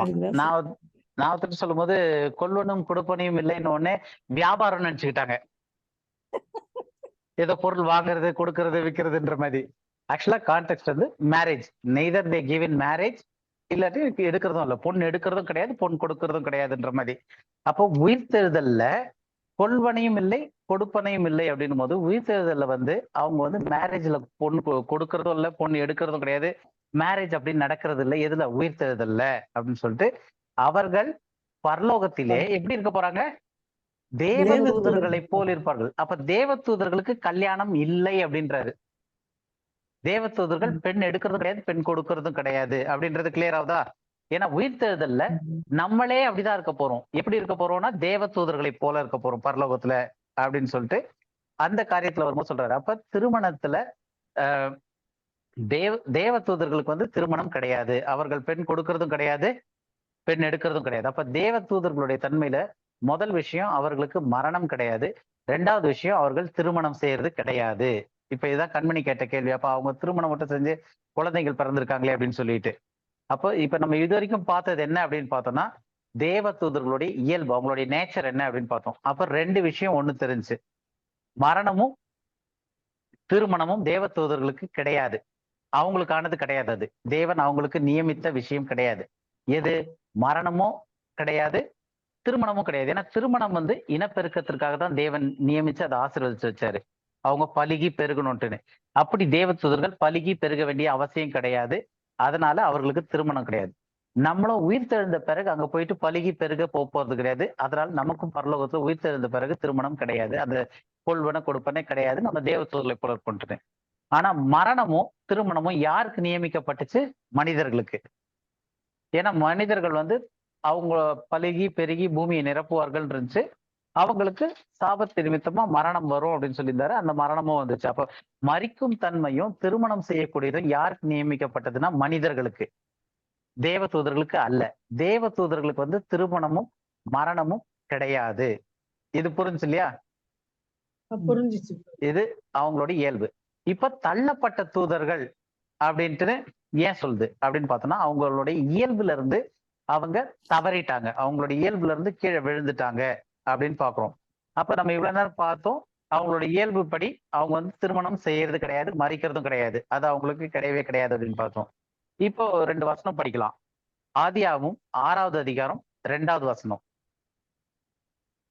ஆதியாகமம் தேவகுமாரர் 6:2. தேவகுமாரர் மனுஷகுமார்த்திகளை அதிக சௌந்தரியம் உள்ளவர்கள் என்று கண்டு ம். அவர்களுக்குள்ளே தங்களுக்கு பெண்களை தெரிந்து கொண்டார்கள். அப்போ விஷயம் வந்து தேவகுமாரர்கள் இந்த மாதிரி திருமணமோ பெண்கள் எடுக்கிறதோ பெண்கள் கொடுக்கறதோ அவங்களுக்கு இயல்பே கிடையாது. தேவன் அதை நியமிக்கல. அதற்கு மாறா அவங்க என்ன பண்ணாங்க, தேவ தூதர்களை விட்டு மனுஷ குமார்த்திகளை இருந்து கண்டு தங்களுக்கு பெண்களை தெரிந்து கொண்டார்கள். அப்ப இந்த இடத்துல தேவகுமாரர் தங்க இயல்பை மீறுறாங்க. அதனாலதான் அவங்களுடைய ஆதி ஸ்தானத்தை விட்டு அப்படின்ட்டு இருக்கு. அப்ப தேவ தூதர்கள் அந்த ஒரு காரியத்தை செய்யறாங்க. அதுக்கு அடுத்தது 4வது வசனம் படிங்க. அதுலயே அந்நாட்களில் ம். ராட்சதர் பூமியிலே இருந்தார்கள். ம். பின்பு தேவகுமாரர் மனுஷகுமார்த்திகளோட கூடுகிறதுனால் இவர்கள் அவர்களுக்கு பிள்ளைகளை பெற்ற போது ம். இவர்களும் பூர்வத்தில் பேர் பெற்ற மனுஷராகிய பலவான்கள் ஆனார்கள். ஓகே. இப்ப இதுலதான் வந்து கண்மணி கேட்ட கொஸ்டின் வருது. பின்பு தேவகுமாரர் மனுஷ குமார்த்திகளோட கூடுகிறதினாலே இவர்கள் அவர்களுக்கு பிள்ளைகளை பெற்ற போது அந்த பிறந்த பிள்ளைகள் வந்து ராட்சதர்களா இருந்தாங்க. அவங்க வந்து ஹைபிரைட்ஸா இருந்தாங்க. அப்ப தேவ தூதர்கள் எப்படி பிள்ளை பெற முடியும் அப்படின்னு. அப்போ முக்கியமான விஷயம் என்ன அப்படின்னா, தேவ தூதர்களுடைய இயல்பு என்ன, அவர்கள் மரிக்க முடியாது. அவர்கள் ப்ரோக்ரியேஷன் ஆண்டவர் கொடுக்கல, அந்த மாதிரி தேவையில்லைன்னு வச்சிட்டாரு. ஆனா தேவ தூதர்களுடைய தன்மை என்னன்னா, அவர்கள் மனித உருவுல வரலாம். நிறைய பேர் என்ன நினைக்கிறாங்கன்னா, தள்ளப்பட்ட தூதர்கள் தான் ராட்சதர்களா பெருசா இருந்தாங்க அப்படின்னு நினைக்கிறாங்க. தள்ளப்பட்ட தூதர்கள் வந்து அப்படி வரவே இல்லை. தள்ளப்பட்ட தூதர்கள்ன்றது வந்து தேவ தூதர்கள் மனித சாயல்ல வராங்க. அப்ப ஆபிரகாம் கிட்ட வந்தாங்க இல்லையா, ஆபிரகாம் கிட்ட 3 பேர் வராங்க. அவர் 99 வயசா இருக்கும்போது அந்த இது எல்லாருக்குமே தெரியும் அந்த சம்பவம். அப்ப அந்த இடத்துல வந்து வர்றவங்க வந்து பெரிய ராட்சதர்கள் மாதிரி எல்லாம் வரல. 3 புருஷர்கள் வர்ற மாதிரி வராங்க. ஆபிரகாம் கிட்ட நார்மலா பேசுறாங்க. அப்ப ஆபிரகாம் என்ன கொடுத்தாரு தெரியுமா உங்களுக்கு சாப்பிட? நல்ல கொழுத்த கன்று குட்டி, ஒரு ரொட்டியும் ஃபர்ஸ்ட் கிளாஸா பீஃப் கிரேவியும் நானும் கொடுத்திருக்காரு. அதனால இப்ப அவர்களுக்கு வந்து அத சாப்பிட்டாங்களா? சாப்பிட்டாங்க. அப்ப தேவ தூதர்களுக்கு வந்து அப்படி வந்து மனித உருவுல வந்து அப்படி சாப்பிடணும்ன்ற அவசியம் கிடையாது. அவர்கள் வந்து தேவ தூதர்களா இருக்காங்க. ஆனா மனித உருவுல வரும்போது அவர்கள் மனிதர்கள் செய்யக்கூடிய காரியங்களை செய்யும் தன்மையில இருக்கிறாங்க.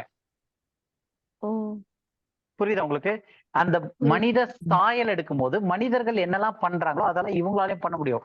சோதம் குமோராவுக்கு அந்த 2 தேவதூதர்கள் பார்த்த உடனே அவங்க 2 பேரோடையும் கூட நாங்க ஃபார்னிகேஷன் செய்யணும் அப்படின்னு கேக்குறாங்க. வேசித்தனம் பண்றதுக்கு கேக்குறாங்க அந்த தேவ தூதர்களை பார்க்கும்போது. அப்பதான் லோத்து வந்து என்னுடைய மகள்களை வேணா தரேன்லாம் சொல்லி அந்த ஒரு சம்பவம் எல்லாம் தெரியும் நமக்கு. அது 19வது வருது. அப்ப அவர்களை பார்க்கும்போது ஏதோ ராட்சதர்கள் மாதிரி அவ்வளவு உயரமா அப்படிப்பட்ட ராட்சதர்களா இல்ல. அவங்க மனித உருவுல வராங்க. மனிதனுக்கான இயல்புலயே இருக்கிற மாதிரி இருக்காங்க. மனிதர்களோட இயல்போடயே சஞ்சரிச்சாங்க அப்படின்றதுக்கு வந்து ஆபிரகாம் வந்து நல்ல பீஃப் கிரேவியும் கொளுத்த கண்டினா அதான் பீஃப் கிரேவியும் நான் ரோட்டியும் தராரு. அப்ப அதெல்லாம் சாப்பிட்டு திருப்தி அடைந்து கடவுளால் தேவனால் அனுப்பப்பட்டவர்கள் இல்ல. அது ரைட்டு. அவர்கள் தேவனால் அனுப்பப்பட்டவர்கள். சொல்ற பாயிண்ட் என்னன்னா, இப்ப அவங்க வந்து மாம்ச உருவுல வந்து பீஃபும் ரொட்டியும் சாப்பிட முடியுது அவங்களுக்கு. அது வந்து தேவ தூதர்கள் செய்யற வேண்டியது கிடையாது. ஆனா மனித உருவுல வரும்போது அவர்களுக்கு செய்யும் சக்தி இருக்கு தேவ தூதர்களுக்கு. இப்ப மனிதர்கள் வந்து இன்னொரு உருவுல போய் மாறி போக முடியாது. புரியுதா உங்களுக்கு? இப்ப நான் வந்து வேற ஒரு சரீரம் எடுத்துக்கிட்டு வேற ஒரு உருவத்துல நான் போய் நிக்கணும்னா என்னால முடியாது. ஏன்னா நம்ம தேவ தூதர்களும் சற்று சிறியவதாக்கப்பட்டு அப்படி படைக்கப்பட்டவர்கள். ஆனா தேவ தூதர்கள் வந்து அந்த ஸ்டேஜ்ல கிடையாது. நம்மளை விட கூடுதலான ஸ்டேஜ்ல தான் தேவ தூதர்களை சிருஷ்டித்தார் ஆண்டவர். மனிதர்களை விட கொஞ்சம் ஹையர் லெவல்ல தான் தேவ தூதர்கள் இருக்கிறாங்க. தேவ தூதர்கள் எல்லா இடத்துலயும் போக முடியும், வர முடியும். அவர்கள் எந்த ரூபத்தை வேணாலும் எடுக்க முடியும். மனித ரூபத்தை எடுத்துட்டு வந்திருக்கிறாங்க. இப்ப ஆண்டவரே சொல்லி அனுப்பினாலும் அவங்களுக்கு அந்த தன்மை இருக்கு இல்லையா? அந்த நம்ம வந்து இப்ப நேச்சரை பத்தி பேசுறோம். எப்படி அவர்கள் மனுஷ குமார்த்திகளை கண்டு சௌந்தரியம் உள்ளவர்கள் என்று கண்டு தேவ தூதர்கள் தங்களுக்கு பெண்களை எடுத்துக்கொண்டு அவர்கள் மூலமா ராட்சதர்கள் பிறந்தாங்கன்னு இருக்கு. அப்ப நம்ம வந்து ஏதோ ஏஞ்சல் ரக்க வச்சுட்டு அப்படி இல்லாட்டி பயங்கர ஹைட்ல அப்படியெல்லாம் வரல. அவங்க வந்து மனிதர்களை போலவே வந்து மனுஷ குமார்த்திகளை டிசீவ் பண்ணி, ஏன்னா இப்ப ஆபிரகாம் வந்தப்ப ஆபிரகாம் வந்து தேவ தூதன் அவ்வளவு பெருசா உயரமா பிரைட்டா ஒரு லைட் மாதிரி. இப்ப பவுல் பார்க்கும்போது இயேசு கிறிஸ்துவ பார்க்குறாரு, கண்ணு குருடாச்சு. அப்படிப்பட்டதான ஒரு காரியத்துல வந்திருந்தா அவங்களுக்கு வந்து ஐயோ தேவ தூதர்னு கீழே விழுந்து இது பண்ணிருப்பானே தவிர, நீங்க உட்காருங்க நான் உங்களுக்கு சாப்பாடு செஞ்சு தரேன்னு சொல்ல மாட்டான் ஆபிரகாம்.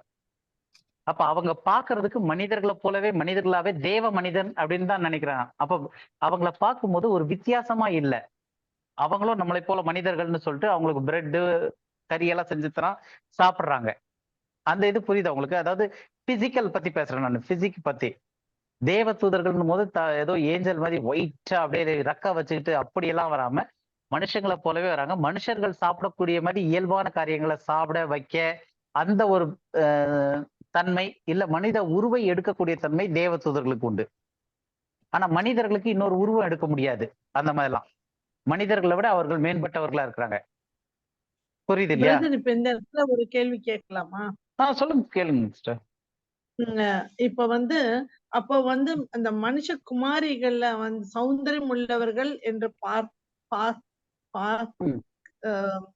இஷ்டப்படும் போது, அப்போ அவங்க வந்து அந்த அவங்களோட ஒரிஜினல் ஸ்டேட்டஸ விட்டு அவங்களும் மனுஷர் போல வந்து விமன் டிசீவ் பண்ணி தான் அவங்களோட மிங்கிள் ஆனாங்களா?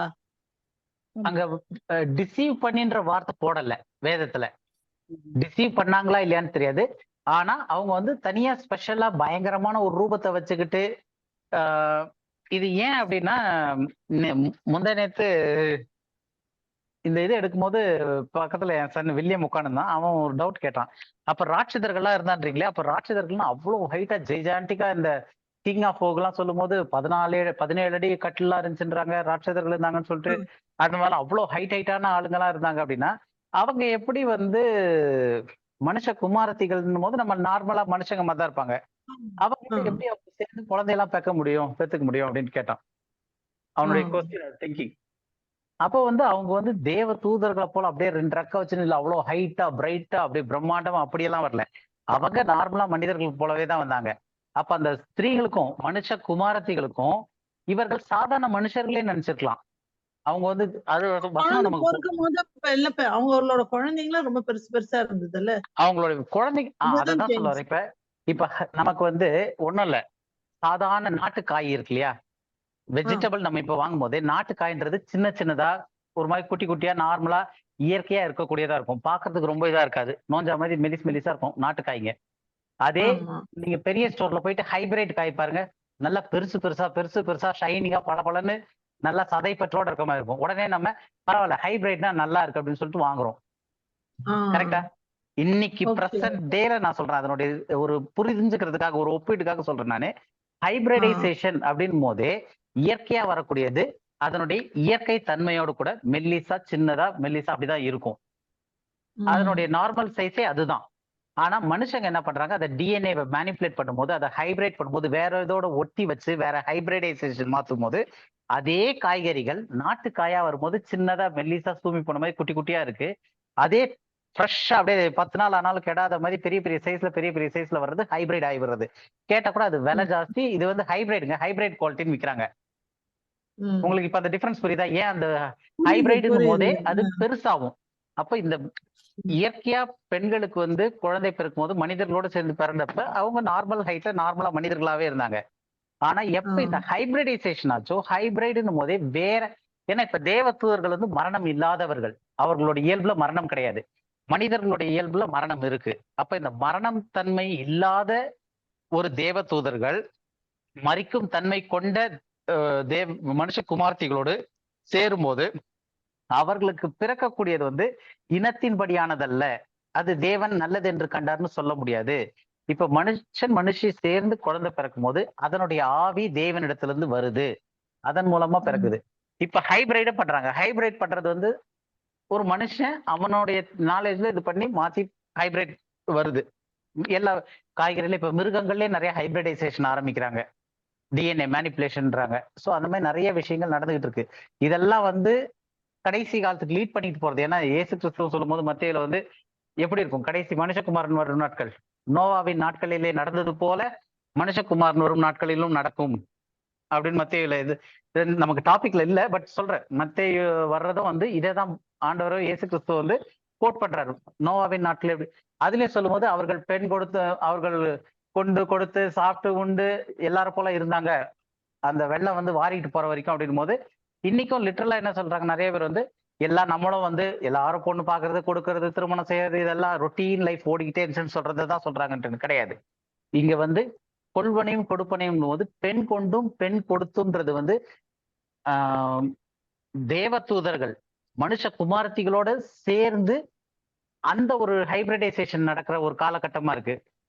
அந்த மாதிரியான ஒரு காலகட்டம் இனி ஃபியூச்சர்லயும் வரும் அப்படின்றது தான். நம்ம இன்னைக்கு டாபிக் கிடையாது, அது உள்ள போவேன், அது டைவர்ட் பண்ணி எடுத்துட்டு போயிடும். ஸோ அது வந்து செகண்ட் கம்மிங்க்கு முன்னாடி அப்படி நிறைய காரியங்கள் வரப்போகுதுன்னு இருக்கு. அதுக்கு ரெஃபரன்ஸாவே இயேசு கிறிஸ்து வந்து சொல்லும் போது இந்த நோவாவின் காலத்தில் நடந்தது போலவே மனுஷகுமாரன் வரும் நாட்களில் நடக்கும், அவர்கள் பெண் கொண்டும் பெண் கொடுத்தும் இருந்தார்கள் அப்படின்ற மாதிரி இருக்கும் வசனம். அது வந்து லிட்டரலா இன்னைக்கு நமக்கு இந்த கல்யாணம் பண்றது வந்து தேவன் நியமிச்சது. அது வந்து அந்த காலத்துல இருந்தே இன்னைக்கு வரைக்கும் எல்லாரும் பெண் கொண்டும் பெண் கொடுத்து எடுத்துக்கிட்டு தான் இருக்காங்க. அது வந்து அடையாளம் கிடையாது. ஆனா நோவா காலத்துல என்ன நடந்துச்சுன்னா தேவ தூதர்கள் மனுஷகுமார்த்திகளை எடுத்துக்கொண்டார்கள். ஒரு ஹைபிரிடைசேஷன் பிட்வீன் ஏஞ்சலுக்கும் மனுஷர்களுக்கும், அதாவது மரிக்கும் தன்மை இல்லாத வேற கிரீச்சர். சொல்ல போனா ஏஞ்சல்ன்றது வந்து மனிதர்களே கிடையாது, அவர்கள் மனித உருவுல வந்து மனுஷகுமார்த்திகள் மரிக்கும் தன்மையில பிளஷ்ல இருக்கவங்களோட சேர்ந்து அதனுடைய விளைவு அவங்களுக்கு பிறந்தது வந்து அந்த பை ப்ராடக்ட். அந்த ப்ராடக்ட் எப்படி வந்துச்சுன்னா ஹைபிரைடா இருந்துச்சு. ஹைபிரைடு சொல்லும் போதே அது ஒரு பெட்டர் குவாலிட்டியா பெரிய சைஸ்ல ஒரு ரிஃபைன்ட் இதுல இருக்க மாதிரி இருக்கும். ஏன்னா அதை தான் வந்து மக்கள் வந்து இன்னைக்கு ஹைபிரைட்னு சொல்லி வரக்கூடியது நம்ம பார்க்கறதுக்கு அப்படி தெரியுது. ஸோ அதை புரிஞ்சுக்கிறதுக்காக நான் அந்த உதாரணத்தை சொல்றேன் நான்.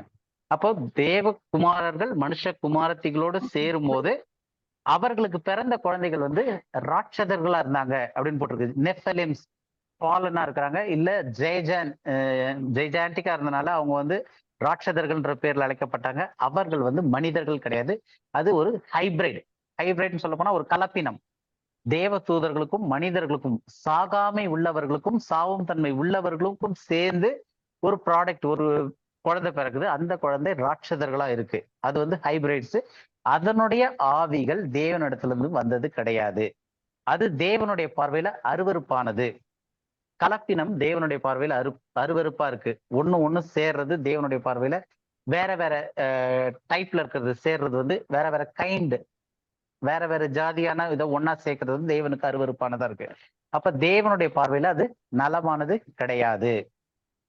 புரியுது இல்லையா? அது பிரதர் ஒரு பிரதர் யாராவது இந்த ஒரு ஹைபிரிட்டுக்கு எக்ஸாம்பிள் தர முடியுமா? இந்த மாதிரி ஹைபிரிட்டா இருக்கவங்களுக்கு இப்பெல்லாம் நிறைய இருக்கு. ஆங்கிலோ இந்தியன்லாம் கூட ஹைபிரிட் தான் ஹியூமன்ல. இல்ல அதாவது அவங்க வந்து ஒரே இதுதான், மனுஷன்தான். பட் பிளான்ட்ஸ்ல எல்லாம் நிறைய வருது இல்லையா? இப்ப சீட்லெஸ் எல்லாம் மனுஷர்கள் யாராவது மனுஷங்களே எனக்கு தெரிஞ்சு ஸ்டேட் கண்ட்ரி அப்படிதான் ஹைபிரிட் இருக்கு. மத்தபடி எல்லாம் ஹியூமன் தான். இல்ல அது வந்து ஹைபிரிட்னு சொல்ல முடியாது. ஏன்னா அது வந்து ஹியூமன் தான். அதாவது நல்லவன் கெட்டவன் வெள்ளைக்காரன் கருப்புக்காரன் இதெல்லாம் வந்து எல்லாமே ஆதாமனுடைய பிள்ளைகள் தான். எல்லாம் ஹியூமன் எல்லாருமே ஆதாம்ல இருந்து வந்த சந்ததி தான். அவன் நல்லவன் கெட்டவன்றத பத்தி ஆண்டவர் இங்க பேசல. நம்ம ஏற்கனவே பார்த்தோம், நோவாக்கு வந்து பர்ஃபெக்ட்னு சொல்லும் போது பழுதற்ற டிஎன்ஏல மாடிஃபை ஆயிருக்கிறதுல. அப்ப மீதி எல்லாமே வந்து இன்னைக்கு நம்ம எந்த இதா இருந்தாலும் மனிதர்கள்ல வந்து ஹைபிரைட் அப்படின்றது இன்னைக்கு கிடையாது. நம்ம வந்து கலப்புல திருமணம் செய்யலாம், அதாவது ஃபாரினர் ஒருத்தர் கல்யாணம் பண்ணலாம், இது பண்ணலாம். அதுவும் வந்து தேவன் ஆசீர்வதிக்கிறது தான். ஆமா, மனுஷங்கன்றதா கணக்கு. அது ஹைபிரிட் மனுஷங்கள் கிடையாது, ஆணும் பெண்ணும் சேர்ந்து வர்றது வந்து தேவனுடைய பார்வையில ஓகே. ஏன்னா அவங்க வந்து இனத்தின் படி தான் சேர்றாங்க. ஆனா ஹைபிரைட்ன்றது டோட்டலா டிஃபரெண்ட். இப்ப உதாரணத்துக்கு ஹியூமனாய்டு ரோபோஸ் இருக்கு. ரெண்டாவது வந்து நிறைய இப்ப வந்து அனிமல்ஸுக்கு இவங்களே ஹைபிரிடைசேஷன் பண்ணிக்கிட்டு இருக்காங்க. நிறைய ஹைபிரிடைசேஷன் நடக்குது. இன்னும் அது இப்ப நம்ம இதெல்லாம் வந்து இப்ப யூடியூப்லயும் நிறைய எல்லாருக்கும் பார்க்கட்டுமேன்னு சொல்லிட்டு யூடியூப்லயும் போடுறேன். அதனால சில விஷயம் பேச முடியல. ஃபார் எக்ஸாம்பிள் இப்ப இல்ல இப்ப நாம் படிச்சுக்கிட்டு இருக்கிற கான்டெக்ட்ல எப்படி இந்த ஃபாலன் ஏஞ்சல்ஸும் ஹியூமன் பீயிங்கும் மிங்கிள் ஆனதுனால பிறந்த ஹியூமன் பீயிங்ஸ் இருக்காங்க இல்லைங்களா, அவங்களுக்கு ஏதாவது எக்ஸாம்பிள் பைபிள்ல இருந்தோ இல்லாட்டி வெளி மித்தாலஜில இருந்தோ ஏதாவது சொல்ல முடியுமா? பைபிளே நிறைய இருக்கே அதுக்கப்புறமும். ஐயோ, அது உங்களை கேட்கல பிரதர். கோலியாத் நான் ஜஸ்ட் க்ளூ கொடுத்து விடுறேன் உங்களுக்கு. நைஸா பெட் கொடுக்குற மாதிரி. கோலியாத்து வேற, கோலியாத்து வேற. அவங்க எல்லாமே இந்த வம்சத்துல வந்தவங்க தான். கோலியாத் எல்லாம் இவங்க வம்சத்துல வந்தவங்க தான். ஆமாக்கா, வேற ஏதாவது எக்ஸாம்பிள் கொடுக்க முடியுமா? அவனுடைய பிரதர்ஸ் அவங்க ஃபேமிலியே நிறைய இருந்தாங்க அப்ப அந்த டைம், அந்த பீரியட்ல 4 பிரதர்ஸ் சரிங்களா, அதனாலதான் 5 கல் எடுத்தாரு அப்படிங்கிறாங்க தாவீது. சரிங்க, வேற யாராவது? தாவீதுடைய தம்பியே ஒரு இல்ல, ஆளை வேற. கொலை பண்ணாரு. சரிங்க, வேற அதான் இவருடைய பிரதரை தான், கோலியாத்தினுடைய பிரதரை. வேற யாராவது?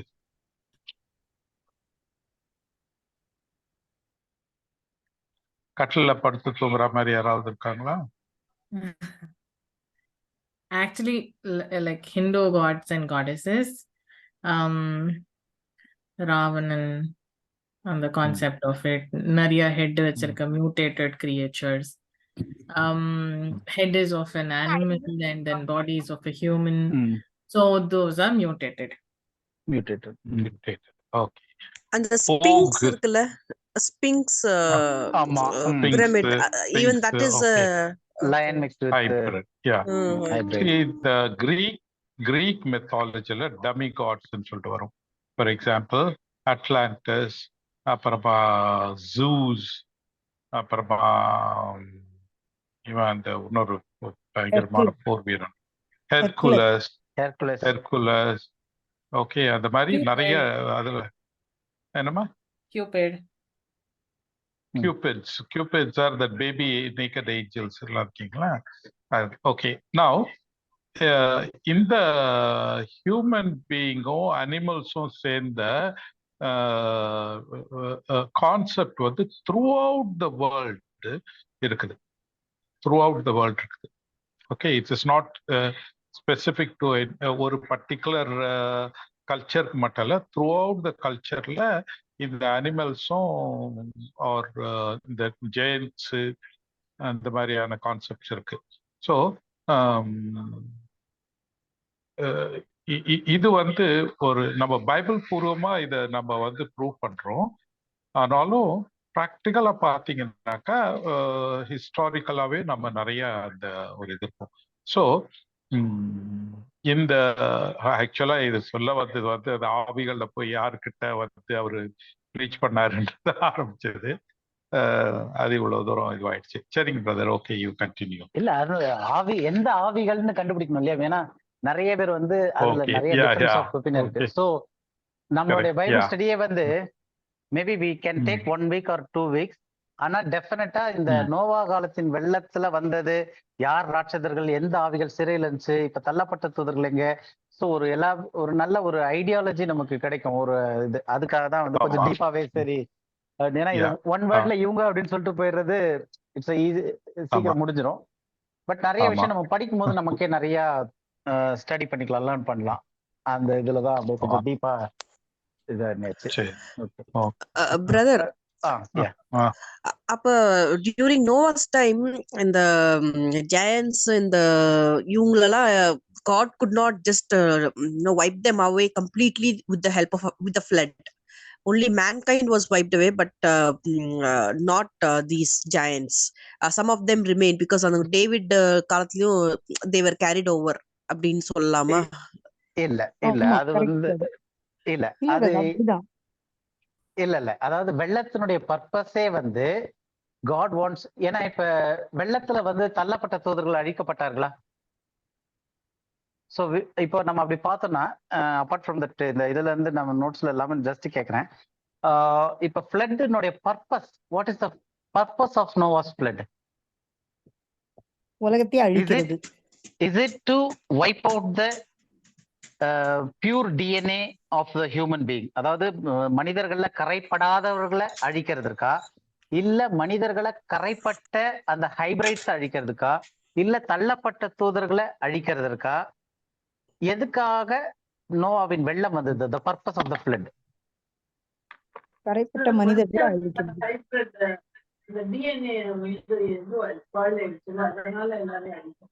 ஆமா. தரைப்பட்ட மக்கள் மனிதர்கள் எல்லாரையும் அழிக்கிறதுக்கு தள்ளப்பட்ட தூதர்களை அழிக்கிறதுக்கா? இல்ல, ஏன்? அவங்கள அழிக்க வேண்டிய வேலை இல்ல, அவங்களுக்கு மரணமும் இல்ல, இல்ல இப்ப அவங்களுக்கு ஆக்சுவலா மரணம் கரப்ஷன் இல்ல. பார்த்தா அவங்க கரப்ஷன் பார்த்தா தள்ளப்பட்ட தூதர்கள் தான் மனித உருவ வந்து அந்த மனுஷகுமார்த்திகள் வஞ்சிக்கப்பட்டார்களா என்னன்றது கூட தெரியாது. ஏன்னா இப்ப நார்மலா வந்து ஒரு மனுஷனம் போலவே வந்து பெண் எடுத்துக்கிட்டு இருக்காங்க அப்படின்னும் போது அவங்க பாக்குறதுக்கு நல்லா இருந்திருப்பாங்க. ஓகே, மனுஷன் போல இருந்து கூட அந்த பெண்கள் போய் இருந்துக்கலாம், எடுத்துக்கலாம், ஒய்ஃப்ஸ் எடுத்துக்கலாம், அவங்களுக்கு பெண்களை தெரிந்து கொண்டார்கள் இருக்கு. அவங்க தேவதூதராவே வந்து இவங்களை கட்டாயப்படுத்தி பண்ணாங்கன்ட்டு பைபிள் எங்கேயும் இல்லை. அப்போ டிசீவ்டு பீப்புள் மேபி மனிதர்கள் வந்து வஞ்சிக்கப்பட்டு கூட இருக்கலாம். ஆனா வசனம் தெளிவா போடல வஞ்சிக்கப்பட்டார்களா இல்ல அவங்க இது பண்ணாங்களா. ஆனா தேவதூதர்களுக்கு தான் கெப்பாசிட்டி இருந்துச்சு மனிதர்களை போல வந்து எடுக்கிறதுக்கு. மனிதர்கள் யாரும் தேவதூதருக்கு போல மாறி செய்யல. அப்படி பார்த்தோம்னா தள்ளப்பட்ட தூதர்கள் தான் வந்து மெயின் காசே. அதனுடைய ஆஃப்ஸ்பிரிங் பிறந்தவங்க தான் ராட்சதர்கள் வந்து என்ன சொல்றது, இப்ப சிலர் சொல்லுவாங்க என்ன ஏன் பெத்து போட்டீங்கன்னு பேரண்ட்ஸ் கிட்ட போய் கேட்பாங்க. நானா கேட்டேன் அப்படின்ட்டுலாம் நிறைய இது மாதிரி எல்லாம் நடக்கும். ஸோ அப்ப நம்ம இந்த இதுல இருக்கிறோம் அப்படின்னா வி ஆர் நாட் டிசைடிங். நம்ம வந்து இந்த வீட்டுல இப்படி பிறக்கணும்னு நம்ம டிசைட் பண்ணல. புரியுதா நான் சொல்ல வர பாயிண்ட்? இப்ப ராட்சதர்கள் வந்து அவங்க டிசைட் பண்ணல. நான் வந்து ஒரு ராட்சதனா இந்த இடத்துல பிறக்கணும் இப்படி பிறக்கணும்னு அவங்க டிசைட் பண்ணல ராட்சதர்கள்.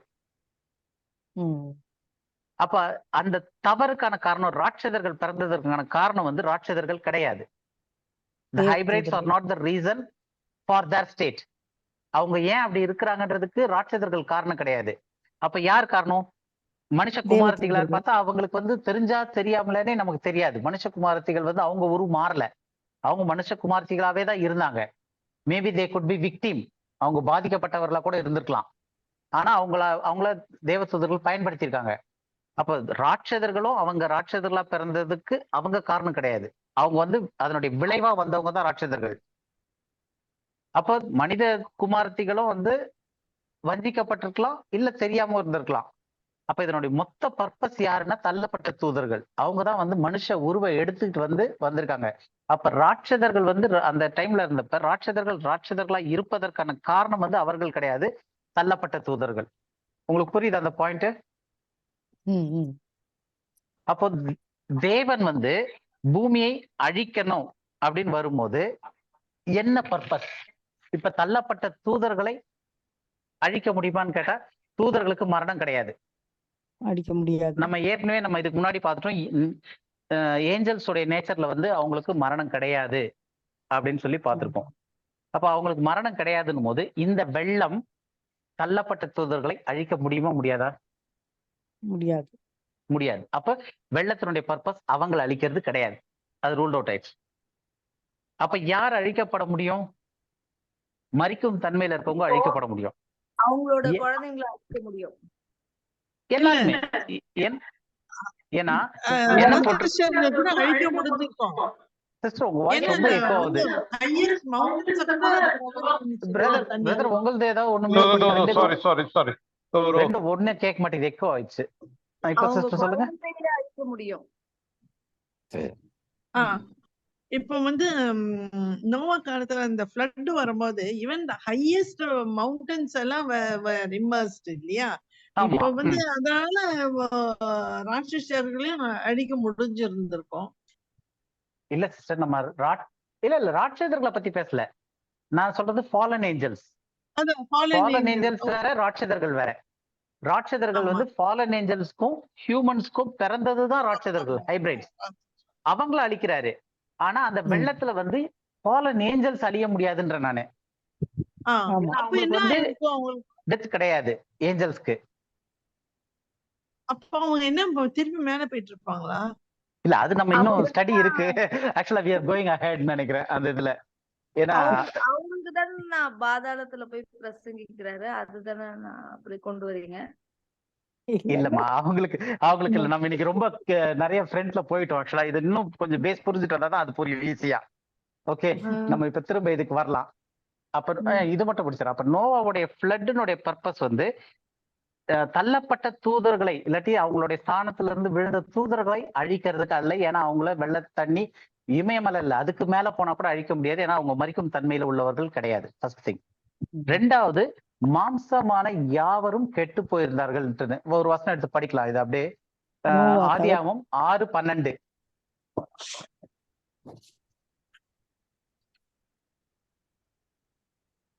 தேவன் பூமியை பார்த்தார், இதோ அது சீர்கெட்டதாய் இருந்தது, மாம்சமான யாவரும் பூமியின் மேல் தங்கள் வழியை கெடுத்து கொண்டிருந்தார்கள். ஓகே, எத்தனை பேரு? யாவரும், மாம்சமான யாவரும் யாவரும் தங்கள் வழியை கெட்டிருந்தாங்க. அப்போ தேவகுமாரர்கள் மனுஷகுமார்த்திகளுக்கு பிறந்த பிறகு அவங்களுக்கு பலவான்கள் இருந்தாங்க. அந்த ஆவிகள் வந்து தேவனிடத்துல இருந்து வந்த ஆவி கிடையாது. அந்த ஆவி தேவனிடத்துக்கு திரும்ப செல்ல முடியாது அப்படின்னு சொல்லி பார்த்துட்டோம். இது வந்து கலப்பினத்திலிருந்து உண்டான ஒரு ஆவி. இது வந்து ஒரு ஹைபிரைட் ஸ்பிரிட். ஹைபிரைட் ஸ்பிரிட் ஆண்டவர்கிட்ட இருந்து வரவே இல்லை. அதனால ஹைபிரைட் ஸ்பிரிட் திரும்ப போக முடியாது. அப்போ இந்த கலப்பினங்கள் இல்லாட்டி இந்த ஹைபிரைட்ஸ் அப்படின்றதற்கான காரணம் யார் அப்படின்றத இவ்வளவு நேரம் பார்த்தோம். அது வந்து தள்ளப்பட்ட தூதர்கள் அப்படின்னு பார்த்துட்டோம். இப்ப இந்த தள்ளப்பட்ட தூதர்கள் இருக்குல்லையா, இது வரைக்கும் இன்னைக்கு தள்ளப்பட்ட தூதர்கள் இன்னும் 10 நிமிஷம் வச்சு முடிச்சிடலாமா? ஏன்னா கண்டினியூ ஒரு டவுட் கேட்டாங்க, அதான் அவங்களான்ட்டுன்னு. ஸோ இப்ப தள்ளப்பட்ட தூதர்களுடைய நிலை என்ன? ஏன்னா அவங்க வந்து வெள்ளத்துல வந்து அழிக்கப்படலை. அப்ப வெள்ளத்தினுடைய பர்பஸ் வந்து தள்ளப்பட்ட தூதர்களை அழிக்கிறதற்காக வரல வெள்ளம். அப்ப இன்னைக்கு தள்ளப்பட்ட தூதர்களுடைய நிலை என்ன? இதான் சிஸ்டர் வசந்தி கேட்டாங்க. அவங்க திரும்ப அப்ப மேல போயிட்டாங்களா எங்க என்னன்ட்டுன்னு. அப்போ அவங்க வந்து வெள்ளத்துல மரித்தார்களா அப்படின்னு கேட்டா இல்ல அப்படின்னு சொல்லி பார்த்துட்டோம். ஏன்? அவங்களுக்கு மரிக்கும் தன்மை கிடையாது. அது அவங்க நேச்சரே கிடையாது. ஏஞ்சல்ஸ் வந்து மரிக்கிற தன்மையில சிருஷ்டிக்கப்படவே இல்லை. அப்போ இன்னைக்கு தள்ளப்பட்ட தூதர்கள் எங்க இருக்கிறாங்க அப்படின்றது வரைக்கும் பார்த்துட்டு இந்த வாரம் முடிச்சிடலாம். நான் இந்த ஒரு வாரத்துல முடிச்சிடணும்னு நினைச்சேன். நம்ம நல்லா படிக்கிறதுனால நெக்ஸ்ட் வீக்கும் போயிடும்னு நினைக்கிறேன் இதே டாபிக். ஓகே, அப்போ தள்ளப்பட்ட தூதர்கள் இப்போது எங்க இருக்கிறாங்க அப்படின்றதுக்கு ஒரு 2 வசனம் பார்க்கலாம். யூதா நிருபத்துல 6வது வசனம். யூதால 6.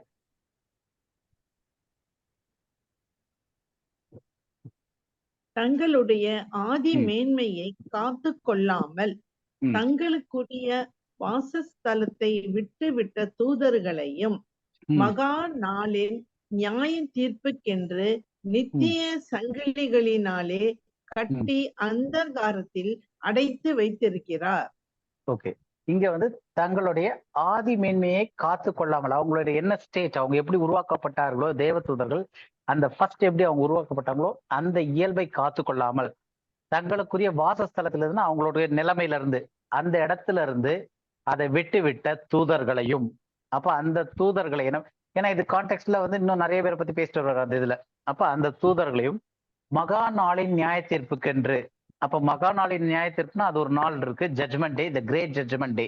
அப்ப அந்த நாளுக்கான நியாய தீர்ப்புக்கென்று நித்திய சங்கிலியினாலே. அப்ப நித்திய சங்கிலின் போது எப்பயுமே அந்த சங்கிலி இருக்க போறது கிடையாது. ஏன்னா நம்ம ஏற்கனவே வந்து இந்நேரத்துக்கு நிறைய உங்களுக்கு தெரிஞ்சிருக்கும். அந்த நித்தியம்ன்ற வார்த்தை வந்து ஒரு பீரியட் ஆஃப் டைம் அப்படின்றதான் வந்து ஒரு யுகம் இல்ல ஒரு பீரியட் ஆஃப் டைம் அப்படின்னு சொல்லக்கூடிய ஒரு ஆரம்பம் முடிவு இருக்க டைம் தான் மொழிபெயர்ப்பாளர்கள் நித்தியம்னு மொழிபெயர்த்துட்டாங்க. காலம் அப்படின்றதுதான் கரெக்டான வார்த்தை. அப்போ மகா நாளின் நியாயத்திற்கு என்று ஒரு காலத்திற்கு சங்கிலியினாலே, அதை வந்து நித்தியம்ன்ற வார்த்தை பயன்படுத்தப்பட்டிருக்கு தமிழ்ல.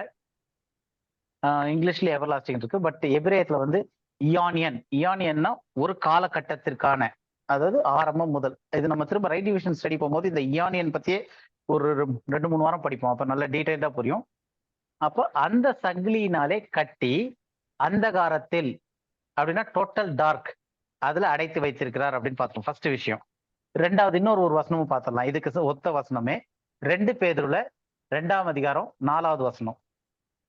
பாவம் செய்த தூதர்களை தேவன் தப்ப விடாமல் அந்தகார சங்கிலிகளினாலே கட்டி நரகத்தில் தள்ளி நியாய தீர்ப்புக்கு வைக்கப்பட்டவர்களாக ஒப்பு கொடுத்து.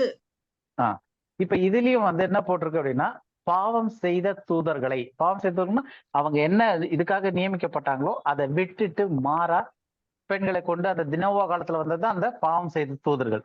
அப்ப அந்த பாவம் செய்த தூதர்களை தேவன் தப்ப விடல, வெள்ளத்துல அழிக்கல, தப்ப விடாம அந்த டைம்ல என்ன நினைச்சு வெள்ளத்துல அந்தகார சங்கிலியினாலே, இங்க வந்து சங்கிலியிலே கட்டி அந்த காரத்திலே அடைத்து வைத்தார்னு இருக்கு. இங்க வந்து அந்த காரத்திலேயே அந்த சங்கிலி இருக்கு. அந்த கார சங்கிலியிலே கட்டி நரகத்திலே அப்படின்னு மொழிபெயர்த்திருக்காங்க. நரகத்திலே தள்ளி நியாய தீர்ப்புக்கு வைக்கப்பட்டவர்களாக ஒப்பு கொடுத்தார் அப்படின்ட்டு. இப்ப இந்த நரகம் அப்படின்னு இங்க பயன்படுத்தப்பட்ட வார்த்தை வந்து கிரேக்க வார்த்தை டட்டாரஸ் அப்படின்ற ஒரு வார்த்தை. ஓகேவா? சோ இது வந்து நம்ம இவ்வளவு நாள் பார்த்திருக்கோம். எங்க மரித்தவர்களா எங்க போவாங்க அப்படின்னு பார்த்தோம்னா எபிரேய வார்த்தை ஷியோலு, கிரேக்க வார்த்தை யாருக்காவது ஞாபகம் இருக்கா? ஹேடிஸ். ஹேடிஸ். ஹேடிஸ். அப்போ கிரேக்க வார்த்தை ஹேடிஸையும் நம்ம பைபிள்ல நரகம்னு மொழிபெயர்த்திருக்காங்க, இங்கிலீஷ்ல ஹெல்லுன்னு மொழிபெயர்த்திருக்காங்க. ஹேடிஸ்ன்ற வார்த்தையும். இது வந்து ஹேடிஸ் கிடையாது. அப்ப மரித்தவர்கள் போற அந்த இடம் கிடையாது. இந்த இடத்துக்கு பேரு டட்டாரஸ் அப்படின்ற இடம். இது கிரேக்க வார்த்தை டட்டாரஸ், ஹேடிஸ் கிடையாது. அப்ப இந்த டட்டாரஸ் அப்படின்ற வார்த்தை இந்த பைபிள்லயே ஒரே ஒரு தடவை இந்த ஒரு இடத்துல மட்டும்தான் வருது. யார் அப்படின்னா பாவம் செய்த அந்த தூதர்கள் அந்தகார சங்கிலியினாலே கட்டி வைத்திருக்கிற இடத்துக்கு பேரு டட்டாரஸ் அப்படின்னு. அப்ப இந்த டட்டாரஸ்ன்ற வார்த்தைக்கு அர்த்தம் பார்த்தோம்னா ஹேடிஸ்லயும் லோயஸ்ட் லெவல் ஆஃப் ஹேடிஸ், இல்லாட்டி கீழான பாதாளம். அப்ப எங்கெல்லாம் மரித்தவர்கள் இருக்கிற நிலைமை ஹேடிஸ் இருக்கோ அங்கேயே இருள் தான் இருக்கும்னு போட்டிருக்கு. அன்சீன், காண முடியாத, இருள் நிறைந்த அப்படின்றதுதான் நமக்கு ஹேடிஸே தெரியும். அப்ப இந்த ஹேடிஸ்லயும் இது அதை விட லோயர் லெவல் ஆஃப் ஹேடிஸ், இன்னும் கீழான லெவல்ல பாதாளத்துல கட்டி வச்சிருக்காங்க. ஏன் இங்க ஹேடிஸ்ல கட்டி வைக்கல? யாராவது யோசிச்சு சொல்ல முடியுமா? இங்க ஹேடிஸ் சொல்லுமா. அவங்களுக்கு தான் மரணமே இல்லையானா? யாருக்கு? தள்ளப்பட்ட தூதர்கள். இப்ப ஹேடிஸ்னாலே மரித்தவர்கள் இருக்கும் இடம். மரித்தவர்கள் ஒன்றும் மரியார்கள், அங்க ஒண்ணுமே கிடையாது. மரித்தவர்கள் இருக்கக்கூடியதுதான் ஹேடிஸ். இவங்க மரிக்கவே இல்லை, மரிக்காதவர்கள். அதனால இவங்க போய் மரித்தவர்களோடு இருக்க முடியாது அந்த இடத்துல. அதனால அதை விட கீழான ஒரு லெவல் இருக்கு, அதுக்கு பேரு டட்டாரஸ் அப்படின்னு கிரேக்க பைபிள்ல. அப்ப அந்த டட்டாரஸ்ன்ற இடத்துல வந்து இவங்க கீழான லெவல்ல, கீழான பாதாளத்துல சங்கிலியினால கட்டி, இருளான சங்கிலியில கட்டி வச்சிருக்கிறாங்க. அப்போ இயேசு கிறிஸ்து இந்த ஆவிகளுக்கு பிரசங்கிக்கவில்லை. யாருக்கு? தள்ளப்பட்ட தூதர்களுக்கு. ஏன்னா தள்ளப்பட்ட தூதர்கள் ஏற்கனவே நியாய தீர்ப்புக்கென்று நியமிக்கப்பட்டு அவங்க எங்க இருக்காங்கன்னா மரித்து, அதற்கப்புறம் மரித்தவர்கள் எங்க போறாங்க? ஹேடிஸ். ஹேடிஸ்னு சொல்லக்கூடிய பாதாளம்னு சொல்லக்கூடிய அந்த இடத்துக்கு போயிடுறாங்க. இது எங்க இருக்கு? அதை விட கீழான இடத்துல இருக்கக்கூடிய டட்டாரஸ்ன்ற இடம் ஹேடிஸ்க்கும் கீழ் லெவல்ல வருது அப்படின்றாங்க. அப்ப இந்த இடத்திற்கு டட்டாரஸ்ன்ற இடத்துல அவங்க எல்லாம் வந்து இருள்ல சங்கிலிகளால, இருளின் சங்கிலினால நியாய தீர்ப்புக்கு என்று வைக்கப்பட்டிருக்காங்க. அப்ப அவங்களுக்கு அடுத்த ஸ்டேஜ் என்னது? இங்க வந்து சொல்லும் போது நித்திய சங்கிலியினாலே கட்டி வைத்து அப்படின்ட்டு இருக்கு. அப்ப இவங்களை எப்ப கட்டி வச்சாரு அப்படின்னு பார்த்தோம்னா நோவாவின் வெள்ளத்தோட எல்லாம் இது பண்ணும்போது, புதிய உடன்படிக்கை நோவாவோட பண்ணும்போது, ஒரு வானவில கொடுத்து உடன்படிக்கை பண்ணி எல்லாம் இது பண்ணும்போது, அந்த நோவாவின் வெள்ளத்தோட யாரால அந்த பாதிப்பு வந்துச்சோ அந்த தள்ளப்பட்ட தூதர்களை அந்த டைம்ல அந்தகார சங்கிலியினாலே கட்டி டட்டாரஸ்ன்ற நரக, அந்த ஹேடிஸ்ன்னு சொல்ற இடத்தை விட கீழான ஒரு இடத்துல இருளுல காவல்ல வச்சு சங்கிலினால, இருளின் சங்கிலினாலே கட்டி வச்சிருக்காரு. அப்ப எப்ப அவங்களுக்கு அந்த சங்கிலியில இருந்து விடுவிச்சு அடுத்து வெளியே வராங்க அப்படி பார்த்தோம் அப்படின்னா நியாய தீர்ப்புக்கென்றுதான் அவங்க வெளியே வராங்க. மகா நாளின் நியாய தீர்ப்புக்கென்று நியமித்து. அப்ப எப்ப நியமித்தார் அப்படின்னு பார்த்தோம்னா நோவாவின் வெள்ள நாட்கள்ல. அதுக்கப்புறம் அவங்க அந்த டட்டாரஸ்ல தான் இன்னைக்கு வரைக்கும் இருக்கிறாங்க. அப்ப இயேசு கிறிஸ்து வந்து மரித்து அந்த ஆவிகளுக்கு போய் பிரசங்கிக்கல. அதை நம்ம ஏற்கனவே பார்த்துட்டோம். எப்ப பிரசங்கிச்சாரு? மரித்து உயிர்த்தெழுந்த பிறகுதான் போய் பிரசங்கிச்சாரு. அப்ப இயேசு கிறிஸ்து மரிக்கும் போது எந்த அளவு வரைக்கும் போனாரு? ஹேடிஸ் வரைக்கும். ஏன்னா அவர் மரித்தவர்களோட மரித்தவரா மரித்திருந்தாரு ஹேடிஸ்ல. அதுக்கப்புறம் அவர் உயிர்த்தெழுந்து வந்த பிறகு ஆவியில, அதுக்கப்புறம் அவர் மறுபடியும் ஹேடிஸ்க்கு போல. இது எங்க இருக்கு? ஹேடிஸை விட கீழான பாதாளம், அதை விட கீழே டட்டாரஸ்ல இருக்கு. அப்ப இவர்களுக்கு போய் தேவன் பிரசங்கிக்கவில்லை.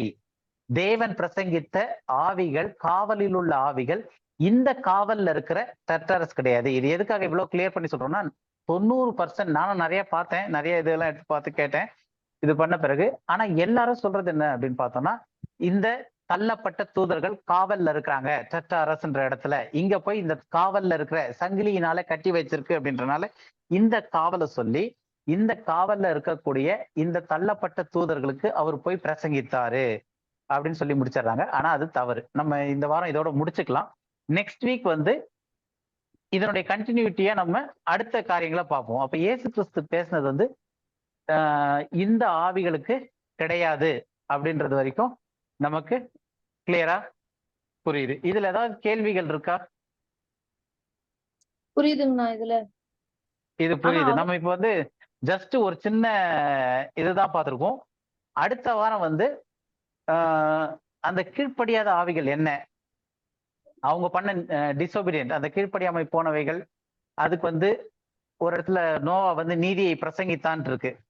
ஸோ அதை பத்தியும் இன்னும் சில காரியங்களை பத்தியும் அடுத்த வாரம் பார்த்து இது முடிச்சிடலாம். அப்ப இயேசு கிறிஸ்து அவர் உயிர்த்தெழுந்த பிறகு எந்த ஆவிகளுக்கு போய் பிரசங்கித்தாரு, எப்படி பிரசங்கித்தாரு, எங்க இருந்துச்சு அந்த ஆவிகள். ஏன்னா ஒரு விஷயத்த பார்த்துட்டோம் இன்னைக்கு, டட்டாரஸ்ன்ற ஒரு விஷயத்த பார்த்தோம். அது வந்து ஹேடிஸ் அப்படின்னு சொல்லக்கூடிய அந்த பாதாளம், மரித்தவர்களுடைய நிலையிலும் கீழான ஒரு நிலை, அதுக்கும் கீழே இருக்கு அப்படின்னு சொல்லி பாக்குறோம். அந்த நிலையில போய் அவங்களுக்கு பிரசங்கிக்கல.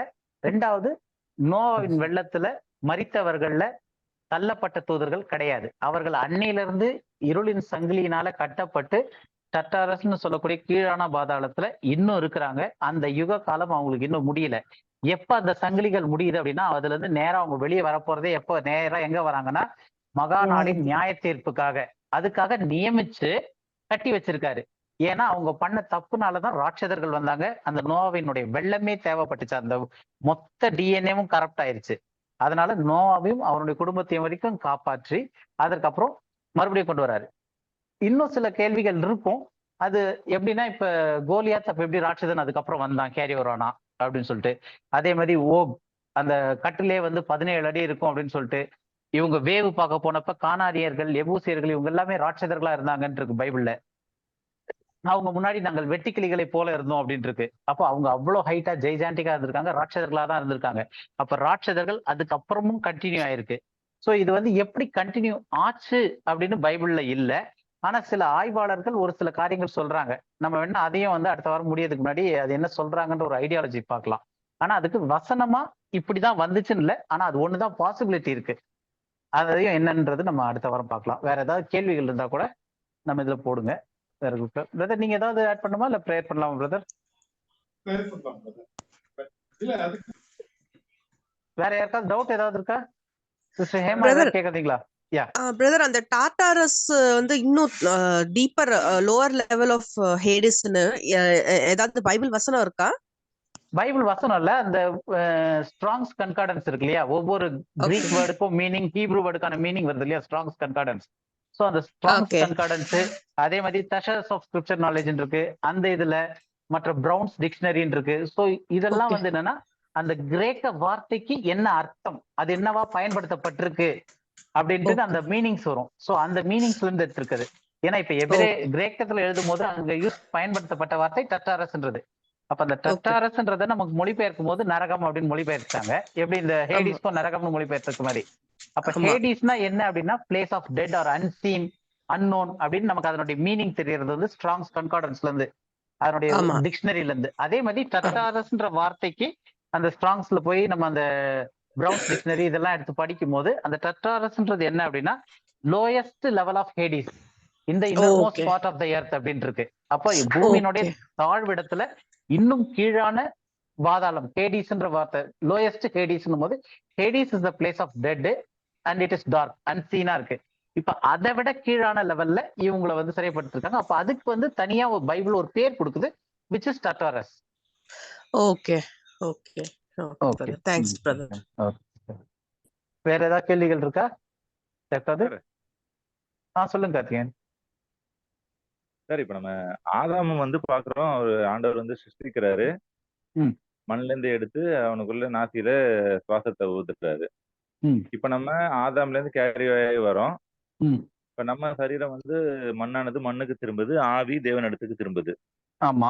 இப்ப தேவகுமாரர்கள் மனுஷகுமாரிகளோட சேரும்போது அந்த ராட்சதர்களுக்கு ஆவி எங்கிருந்து வந்தது? அது வந்து எப்படி அவங்களுக்கு அந்த ஆவி கிடைச்சது? தள்ளப்பட்ட தூதர்களால. இப்ப நம்ம வந்து எதுவுமே வந்து இவங்களா சிருஷ்டிக்க முடியாது. ஃபார் எக்ஸாம்பிள், இப்ப ஹைபிரிடைசேஷன் நம்ம சொல்றோம் இன்னைக்கு நம்ம புரிஞ்சுக்கிறதுக்கு. அப்ப ஹைபிரிட் எப்படி பண்றாங்கன்னா, இவங்க புதுசா ஒண்ணு உற்பத்தி பண்ணல, ஏற்கனவே இருக்கக்கூடிய ஒரு காரியத்தையும் அதோட இன்னொரு காரியத்தையும் சேர்த்து மாடிஃபை பண்ணி வேற ஒண்ணு வருது. இப்ப தேவ தூதர்களை தேவன் தான் சிருஷ்டித்தார், மனிதர்களை தேவன் தான் சிருஷ்டித்தார். 2 பேருக்கும் வேற வேற தன்மைகள் இருந்துச்சு. அப்ப இந்த தேவ தூதர்கள் வந்து இவங்க போய் மனிதர்களோட சேரும் போது தேவ தூதர்கள் வந்து மனித உருவம் எடுத்துட்டு போறாங்க. அதனால எப்படி மனித உருவம் அவங்களால சாப்பிட முடிஞ்சோ, பீஃப் ரொட்டி எல்லாம் சாப்பிட முடிஞ்சோ, அந்த மாதிரி மனித உருவம் எடுத்துட்டு போகும்போது அதனுடைய இயல்புகள் இவங்களுக்கு செயல்படுது. அப்ப அதன் மூலமா இவங்க ப்ரோக்ரியேஷன் பண்றாங்க. அப்ப அந்த உயிர் எப்படி வருது அப்படின்னு கேட்டோம்னா, அது வந்து தேவனிடத்துல இருந்து வர்றது இல்ல. இவங்க செஞ்ச இவங்களுடைய அந்த இதனால இவங்க ஸ்திரீகளை பெண்களை கொண்டனால அதன் மூலமாக சிருஷ்டிக்கப்பட்டு வருது. இப்ப இன்னைக்கு ஹைபிரிடுக்கு ஒரு காய் வருது அப்படின்னா, அந்த காய் வந்து இயற்கையா பூமியில இருந்து நேச்சுரலா வளர்ந்தது கிடையாது. அதுல வந்து மனிதனுடைய கரம் மேனிப்புலேட் பண்ணுது. தேவன் நியமிச்சதை மாத்தி இவங்க அதை ஹைபிரிட், அததான் அந்த கலப்பினம்னு சொல்றதே. அது வந்து புதுசா ஒண்ணு கிடையாது. தேவன் நியமிக்காததை 2-3 சேர்த்து இவங்களா கொண்டு வர்றது. அப்படி வந்த பை ப்ராடக்ட் தான் அந்த ஹைபிரைட் அப்படின்னு சொல்லக்கூடியது. அதுல வரக்கூடியதுதான் இந்த ராட்சதர்கள். ஜெயன்ஸா இருக்கிறாங்க, பலவான்களா இருக்காங்க, மனுஷங்களோட அவங்களுடைய திங்கிங், பலம், உடல் எல்லாமே ஜாஸ்தியா இருக்கிறதுக்கு காரணம் அவங்க வந்து ஹைபிரைட்ஸா இருக்காங்க. புரியுதா? அப்ப அந்த இது வந்து ஆண்டவர்கிட்ட இருந்து வரணும்னு அவசியம் இல்லை. ஆண்டவர்கிட்ட இருந்து வந்த 2 பொருளை ஆண்டவருடைய சித்தம் இல்லாத மாதிரி அதை கலக்கிறனால, அதனாலதான் ஹைபிரைடுன்ற பேருக்கே வந்து நீங்க தமிழ்ல தேடி பாத்தீங்கன்னா கலப்பினம் அப்படின்னு இருக்கும். இப்ப இந்த 2 கலக்கிறனால மிக்ஸ் ஆகி ஒரு ப்ராடக்டா வருதே தவிர அந்த ப்ராடக்ட் தேவன்கிட்ட வந்து கிடையாது. தேவன்கிட்ட வந்த 2 ப்ராடக்டை மிக்ஸ் பண்ணி வேற ஒண்ணு மனுஷனா கொடுக்கறது இல்ல. அந்த இடத்துல வந்து தேவ தூதர்கள் அதை கொடுத்துருக்குறாங்க அந்த ப்ராடக்டை. அதுதான் ராட்சதர்களா வருது. புரியுது இல்லையா? ஓகே, டைம் ரொம்ப ஆயிடுச்சுன்னு நினைக்கிறேன். நம்ம கலப்படம் இல்லாம இருந்தான்னு பார்த்தோம். ஆமா. அப்ப அதுக்கு பேஸ் பண்ணி அவங்க மகன்கள் வேணா அந்த இதுல வந்திருக்கலாம். அவங்க மனைவியை கொண்டிருக்காங்கல்ல, அவங்களுக்குள்ள எதுவும் இததான் நெக்ஸ்ட் வீக் பார்க்கலாம்னு சொன்னது. ஏன்னா எப்படி ராட்சதர்கள் அதுக்கப்புறமும் இருந்தாங்க. கோலியாத் வந்திருக்காரு, கானானியர்கள் இருந்தாங்க, எபூசியர்கள், இவங்க எல்லாம் வெட்டுக்கிளிகள் போல இருக்கிறோம் அப்படின்னு சொல்லிட்டு கானான் தேசத்தை சுதந்திரிக்க போகும்போது வேவுக்காரர்கள் பார்த்து சொல்றாங்க இல்லையா? சோ அவங்க எப்படி கேரி ஓவர் வந்தாங்கன்னா இது ஒருதான் பாசிபிலிட்டி. ஏன்னா தள்ளப்பட்ட தூதர்களை அந்த ஸ்பாட்லயே சிறையில வச்சிடறாரு, டட்டாரஸ்ல அடைச்சிடறாரு இருளின் சங்கிலியில. அப்ப அதுக்கப்புறம் எப்படி கண்டினியூ ஆகுது? தள்ளப்பட்ட தூதர்கள் இல்லாம எப்படி அதுக்கப்புறம் ராட்சதர்கள் வந்தாங்க அப்படின்றது நம்ம நெக்ஸ்ட் வீக் பார்க்கலாம். இந்த இது சேர்த்து அதனுடைய ஓகே, ப்ரேயர் பண்ணி முடிக்கலாமா கத்தியன்? நீங்க ப்ரேயர் பண்றீங்களா? Okay sir. எங்களை அதிகமாக நேசிக்கிற நல்ல பிதாவே, நீ கொடுத்த இந்த நேரத்துக்காக உமக்கு நன்றி செலுத்துகிறோம். இந்த மாதிரி ஞானத்தை எங்களுக்கு தந்து ஆண்டவரே, இது ஒரு கடினமான சப்ஜெக்ட் ஆண்டவரே. எங்க அனைவருக்கும் ஆண்டவரே அது எளிதாய் புரிந்து கொள்ள ஆண்டவரே நீ கிருபையின் ஞானத்தை கொடுங்க.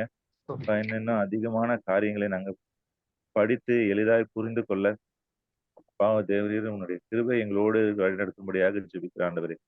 அநேக காரியங்கள் ஆண்டவரே, ஒவ்வொரு நேரங்களும் ஆண்டவரே சோர்வுகளும் ஆண்டவரே, வேலை பல்களும் ஆண்டவரே, வேதத்தை தியானிக்க முடியாமல் நிறைய நேரம் கடந்து செல்கிறது ஆண்டவரே. எங்களை நேரத்தையும் பலத்தையும் தந்த ஆண்டவரே, உங்களுடைய வார்த்தையில் இன்னும் அதிகமாய் தேறிய ஆண்டவரே, அநேகருக்கு ஆண்டவரே இதன் மூலமா நாங்களும் வெளிச்சமா இருக்க எங்களுக்கு கிருபை தரும்படியாக ஜெபிக்கிறேன். லூயிஸ் சாருக்காகவும் ஆண்டவரே, சாமுவேல் சாருக்காகவும் ஜெபிக்கிறேன். அவங்களோட நேரத்தை தந்த ஆண்டவரே, பலத்தை சுகத்தை தந்த ஆண்டவரே, எங்களுக்கு ஆண்டவரே அவர்கள் வெளிச்சமா இருக்கிற போல இன்னும் அநேகருக்கு அவங்களும் வெளிச்சமா இருக்கிற கிருபை செய்யுங்க. சாருக்காகவும் அம்மாக்காகவும் ஜெபிக்கிறோம். அவங்க உடல் நலத்தையும் சுகத்தையும் பாதுகாத்துக் கொள்ளுங்க. அந்த கூடுதலை கலந்துட்டு இருக்கிற ஒவ்வொரு ஆத்மகளும் கரத்துல ஒப்பு கொடுக்குற ஆண்டவரே, அவங்க தேவைகளை சந்திங்க. துதி கன மகிமை யாவும் உமக்கே செலுத்துகிறோம். மீட்பரும் ரட்சகரும் ஆண்டவருமாக இயேசு கிறிஸ்து நாமத்தில் எடுக்கிறேன் ஜீவனம் நல்ல பிதாவே. ஆமென். ஆமென். என் ஆத்மாவே கர்த்தரை என் முழுவதுமே என் ஆத்மாவே கர்த்தரை கர்த்தர் செய்த சகல உபகாரங்களை மறவாதே. ஆமென். ஆமென். Praise the Lord. ஒரு சின்ன